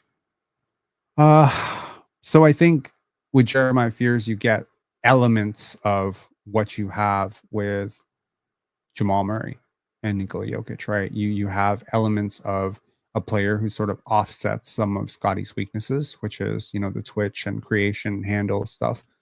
And, if you can become a lights out shooter, right? If I trust the shot to become like lights out, and maybe the Raptors do, maybe their intel says his shot profile, form, all of it, we believe this translates to like a 38, 39% 3-point shooter. And, we just think he's going to get cleaner looks at the NBA level. We think the percentages are misleading, and that can always be the case, right? There's like, 34, 35 games in college, right? Like there's so many players. Like look at Grady Dick. I think Grady Dick's like shot 17% for an entire month before. If that was the college season, that's like he's a 17% shooter now. It's not a huge sample size in college, and that's the troubling part. So if you believe that he's legitimate, like a 40-ish, 38 to 40% high volume 3-point shooter with his twitch and athleticism and ability to just get paint touches at will, and if you believe in some of his off-ball tendency stuff, I could see him as high as like 3 or 4 on the Raptors board. A player that I don't think the Raptors will be very high on is, ironically, Ace Bailey. I just don't think they're going to be super high on him. And so the question was, I believe it was asked. Oh, we will answer this question next. But the question was asked at some point during the live, which was, if Ace Bailey falls to number 9, what do the Raptors do? So let's assume that the board that I have up is exactly how the draft goes, with one exception. Ace Bailey falls to 9. Con Knipple moves to 8. Trey Johnson 7. Jeremiah Fears 6, et cetera, et cetera. And let's just say all the players in the top 9 are gone except for Ace Bailey. So now if I'm the Raptors, I'm looking at Ace Bailey versus Colin Murray Boyles versus Derek Queen versus Noah Sengay versus Rasheer Fleming versus, Thomas Sorber, Cedric Howard. Compared to those players, he's a no-brainer at number 9, right? You have to take him. Like, you cannot pass up on this level of talent, even if it comes with a ton of red flags and question marks, because typically players like this aren't available at number 9. Now, players like this have been available at 8, 9 before. I'll remind you, Rudy Gay once went number 8. But yeah, I think I would have to be very, very sure about the person I'm bringing in, because I think too many teams just try to hodgepodge a whole bunch of talent. They, they're like, oh, this guy's really good AAU prospect. Let's just bring him in. And the Raptors haven't really done that. Like, you haven't really seen them prioritize pre-draft hype and high school hype, right? Like, the only few players they've taken a couple of lottery flyers under Masai Ujiri. Like, they took a little bit of a flyer on Stanley Johnson. They took a little bit of a flyer on Anthony Bennett, but neither of those players was like the top of their class type of guys, right? It wasn't like a prep legend. I guess like they do have a prep legend in RJ Barrett. I don't know. I just don't think that the Raptors fit him, and I don't think he fits the Raptors. If he's a little bit of a ball stopper, he likes to dribble a lot. The Raptors don't really have that. They already have Brandon Ingram to basically be 300% version of him, and his highest outcome probably is Brandon Miller. Sorry, not Brandon Miller. Did I say Brandon Miller? Brandon Ingram. He's one of the Brandons, But like, yeah, I think BI is just a way better passer, So that's just like, will that develop with Ace at some point? Sure, I hope so. If he's, but if I believe that he could be like a role player, if I believe that he's committed to being okay coming off the bench and just coming in and running the floor hard, hitting open shots, guarding his man, opening himself up to being more of an off-ball threat, cutting, screening, etc., doing the small stuff. If I believe he's open to doing that, then him at 9 is an A plus, A plus plus plus. If I am in the war room and I don't have answers to those questions and I do have concerns about him, I'm looking to trade this pick and I'm looking to move down, because at this point, who am I looking at? The next 2 players on the board are 2 players that I think are disastrous fits. I'm probably just taking Noah Senge. I'm probably trading down to 11 or 12. I'm going to find a team that really, really wants him, finding maybe an extra first round pick or something like that, a future pick. And I'm just going to take whoever's left between Rasheer Fleming and Noah Senge, between those 2. That's how I would look at it. Okay, if there are any more questions, I'd be happy to answer it. Thank you so much. Hit the like, people. BP said Yegor Denon. Nice one said, I'd be happy with Fleming. Why? Penn's so far gone on Ace. If Ace falls to 9, you take him and celebrate. Cool. Shadur said, I kind of want a rim protecting center who can catch lobs next to Scotty. You might find that in the second round. We don't know which of these international bigs might slip. We also don't know if Ryan Kalkbrenner might slip. Like, there's a lot of what ifism with this, but there are some bigs, or at least some hypothetical bigs, that have this athletic profile that could be like rim runners. I think there's also like quite a few of these hub bigs in this draft, like between Danny Wolf and Maxime Renault, also Derek Queen, kind of like project as these like high feel, high playmaking type of bigs. I don't know. Like, if I look at the board, which will become a bit of a guiding point here, who do I really like as a lob big here? Hanson Yang is more of like that same hub big, right? Who is that player? You think? I don't think Alex Condon is necessarily that type of player. Yeah, man. I think that player, Yannick Niederhauser, maybe. Maybe he's like that vertical lob threat. Or maybe you find that vertical lob threat in the draft. Sorry, like via trade. I think there's many, many ways to build a team, man. You don't need to draft your guys. And honestly, I've been like having a lot of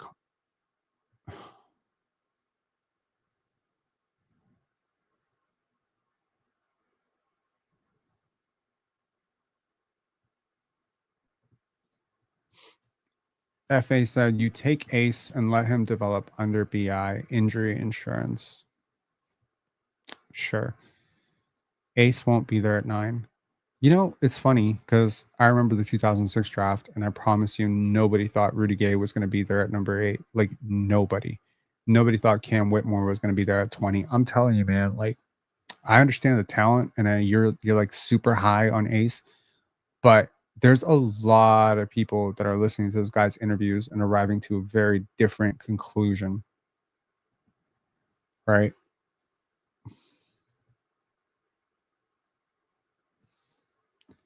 Hey, bro, I just like what I've seen from Ace. I don't mean nothing by it. Do you think Queen can work with Sar? Yeah, I think they work phenomenally well. Actually, I think the best fit for Derek Queen in the lottery is probably definitely not Philly. Uh it's Washington. I think Washington, Charlotte, like those two places could be really interesting fits for him. And I think going a little bit higher typically, correlates to a little bit more investment in terms of your development and whether or not you'd be given the ball right away to start. And Derek Queen is a guy who needs to be on a bad team right away, I think, or he needs to be on a great team. He shouldn't be on a middling team. So, Dallas is not going to draft him. I don't think he should be in the Pelicans. So, what's like the ideal spot for Derek Queen? It's probably Washington. They have a bunch of young players. They don't have anything that looks like him. Alex Sarr can sort of protect the rim around him. You can, I mean, if his shooting develops, if both of them develop their shooting, you can play 5 out with Alex Sarr and Derek Queen. So I think someone is really going to sell themselves on his upside. He is a mountain of a human being. When he comes into your gym, he starts hitting shots. He's like pirouette. He's like footwork is so silky, so coordinated. His handle is so above average for a player his size. Like he handles the ball like a wing, and he moves like a wing. Like he moves like a wing. That is the best way I'd put it. Like there's not like a lot of hitch in his movements, and so he can actually like hezzy cross. Like he has ball skills, like legit ball skills. And again, it's not something that most bigs are ever going to be able to do. So you know, we throw around the word unicorn way too often. He's very unicorn like in the sense that I think if his motor was a little bit higher and his defensive floor was a little bit higher, there's no chance he goes outside of like the top 4 in this draft. He is very much as a prospect, like in terms of like max upside, the best version of him is as good as the best version of everybody else except for Cooper Flag. Like, the best version of him and the best version of Ace are both like starters in an all-star game, It's really, really high upside. It just, again, the floor is so tremendous because of the weight concerns and because he does not project as a great defender. But it's like, was Zach Randolph a great defender? No. Is Alperen Sengun a great defender? No. Is DeMontis Sabonis a great defender? No. I just don't think those players really win a lot of games. But maybe they don't win a lot of games because you don't have the requisite defense around him. And in Washington, you're going to have Bilal Coulibaly, you have Keyshawn George, you have Alex Sarr, you have the makings of great defensive personnel, and you also have all those vets there. That would be great for him too. I really like Washington for him.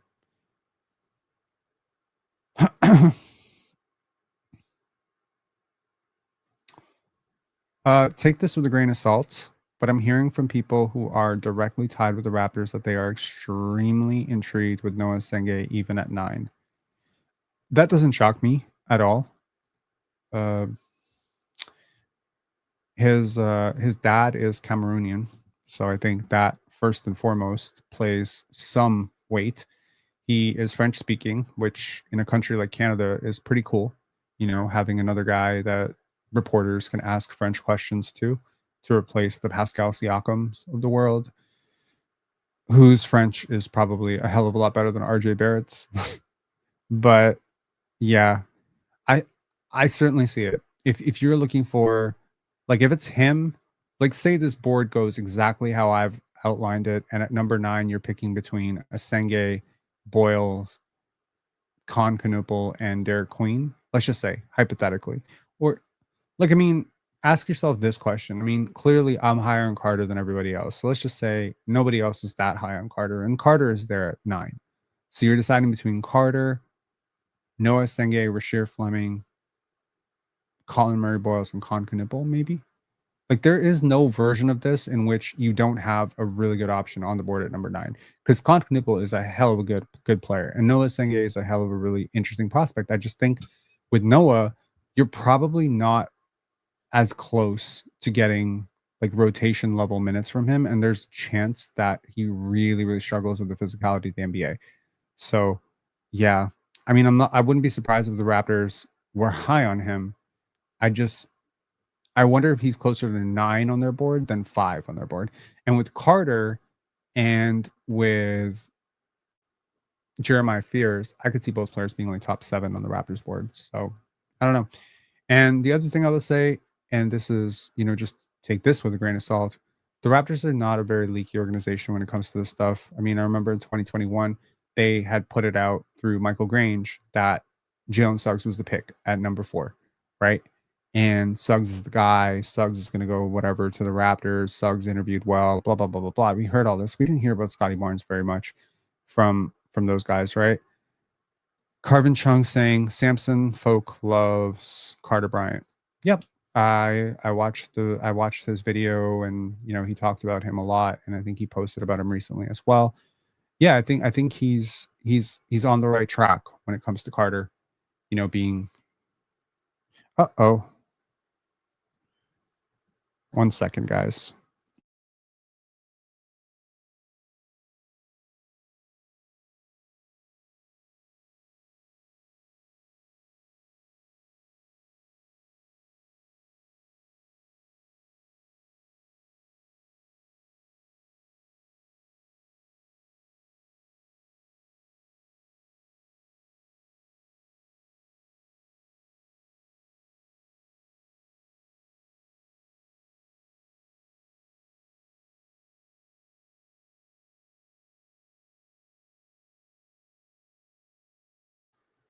I apologize, guys. I didn't realize I was going to go this late, and I have a Rogers Tech guy coming in. This is so weird. I've never answered a call. I apologize. I just didn't want to get billed, and my internet has been dropping out like crazy recently. So I apologize for taking a phone call while on a live, but unfortunately, this is the nature of lives. I initially thought that we were going to do this at 9 a.m. Then I had connectivity issues until 10 a.m. Then we had the freaking CPU dropout and so we had to start this so late, and this has gone a little bit long, but nice one saying live's been good today. Thank you very much.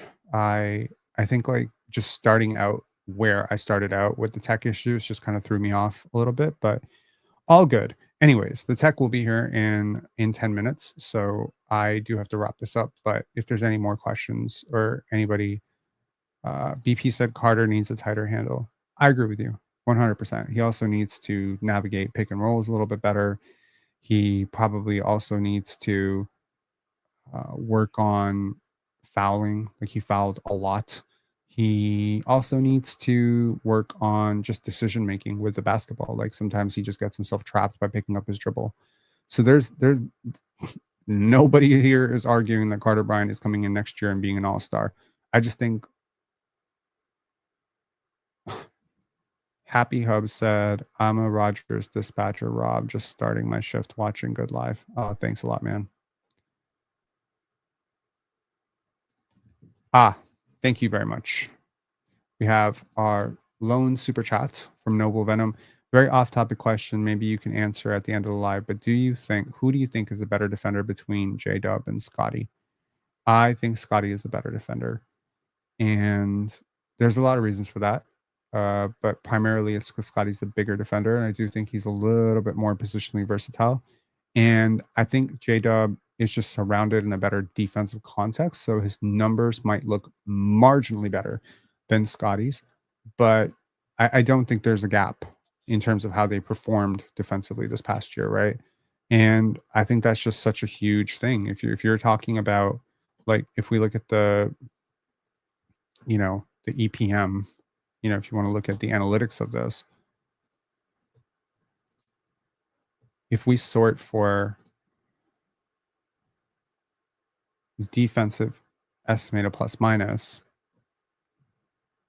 Scotty Barnes and Jalen Williams, like right there, right? They're very, very close. Sorry, I got to remove Noble Venom's chat there, but like there's right here, there's Jalen Williams at plus 2.3, and there's Scotty Barnes at plus 2.0. The difference, of course, here is that Scotty had a much harder role in offense, in my opinion, and he also had a much harder role in defense. So again, elevating weak defenders into competent defensive lineups is the hardest thing. That's why guys like Rudy Gobert and guys like, historically guys like Draymond have always been admired as much as they are defensively and gassed up as much as they are defensively because of how much they can elevate the floor of your defense. I think Scotty is a better floor raiser, and I also think he's a better ceiling raiser than Jalen Williams. But I think Jalen Williams is an awesome defender. The defenders that I would put over Scotty, like categorically put over him, Jonathan Isaac, clearly, Alex Caruso, 100%, Asar Thompson, 100%. Victor Wembanyama, 100%. Amen Thompson, 100%. Jonathan Isaac, 100%. Chet Holmgren, 100%. Draymond, for now, 100%. Zubac, yeah. Dyson, yes. Anyone else? Like categorically 100%. I would say Jalen Suggs is just beastly defensively, but the durability issues are concerning. Anyone else? Rudy Gobert, I guess, because of the rim protection. Anthony Davis, because of the rim protection. Evan Mobley, because of the rim protection. Yeah. Bam Adebayo, potentially close, very close. Jaren Jackson, once again, because of the rim protection. But yeah, like he's a top 15 defender to me. I'm not crying that he didn't make an all defensive team, but he's really like, that's kind of where I'm at with this. Nice one said, damn, Jace met with the Raps. I'm not surprised at all.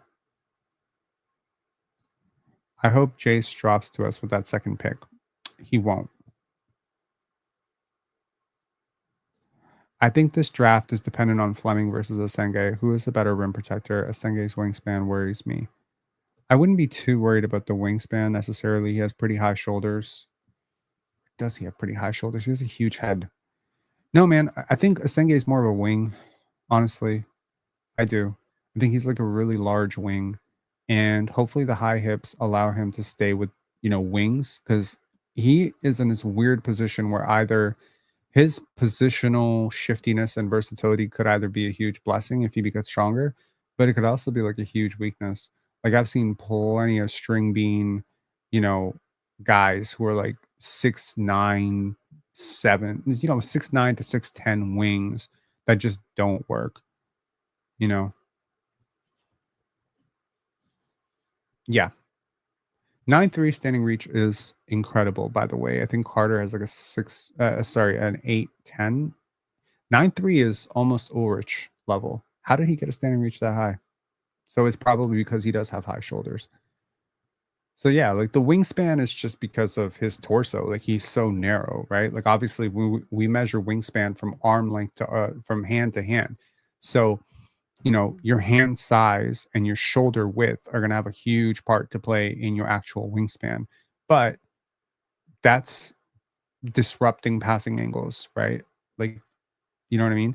But your limbs, like your arms, don't become shorter or longer. And so naturally, when you elevate your arms, the standing reach would be a more applicable thing for shot blocking. He can be a decent shot blocker, I think, for sure. And internet's cut out. All right, guys. I'll talk to y'all later. Have a great one. I don't know if the internet is working right now. I'm pretty sure it just chopped out. Did it chop out? Can someone let me know if I'm still live? This is why the Rogers Tech is coming, by the way. We're still good. Noah Senge is like a better wing version of Delano Banton. Honestly, man, I actually do see that. Okay, cool. I think the Rogers Tech is here. I got to catch y'all later. I apologize for any disjointedness in this if I was a little bit frazzled throughout this. Yeah, but is Khan better prospect than Grady or Jacoby? Just different. Just different. I can't say he's better or worse. I would say he's in the same range. I just think his court processing is probably just and level of maturity and just pure shooting is probably a little bit better than those guys. But they're both better and bigger athletes. So, yeah. FA saying Khan is better than Grady. See, hard to do, hard to say because number one, as high school players, Grady was way better than Khan. One. Number two, as an athlete, Grady is way better than Khan. Number three, Grady did not play in a context next to Khaman Maluach and Cooper Flag and like he didn't play with that level of talent. Like he showed up, Ochai Baji was gone. Like he didn't play on a powerhouse. You know what I mean? So he didn't have that luxury. He was like not as open as Khan was, right? So again, like small sample size, very, very difficult to say FA. Like, this is the thing. Like game is slow for Khan, but dude, like at the high school level, game was very slow for Grady as well. Let's see how Khan adjusts to the NBA speed. I'm high on Grady, yo. I am. I'm not low on him for sure. Yo, no way. Sorry, I'm just trying to make sure. Fuck. Okay. All right. Tech is here. I'll catch y'all later. Again, apologies for any disjointedness. Thank you so much for tuning in, and we'll see you. I do have good news. Most likely, Ersin Demir is going to be joining us for our draft show. So when we actually do the draft, he'll be there. So we'll get his commentary as well as mine. So that'll be really cool. Yeah. JC saying in a future live, can you explore potential scenarios where Raps can get more first round picks? Yes, for sure. We'll definitely look at that. Okay, I'll talk to y'all later. I'm probably chopping out really, really hard. I'm seeing the bar go in and out, so I'm really happy this tech is coming exactly when he is. No, Rob, don't leave us. Very interesting show. Well, then you can pay for the $75 for the missed appointment. Damn tech guy. Great live, Rob. Thank you so much, JC. Thank you so much, FA. Thanks a lot to everybody here. I'll talk to y'all later. Have a great one. Short and sweet. Bro, 2 hours and 17 minutes is not short. Okay, talk to y'all later. Bye.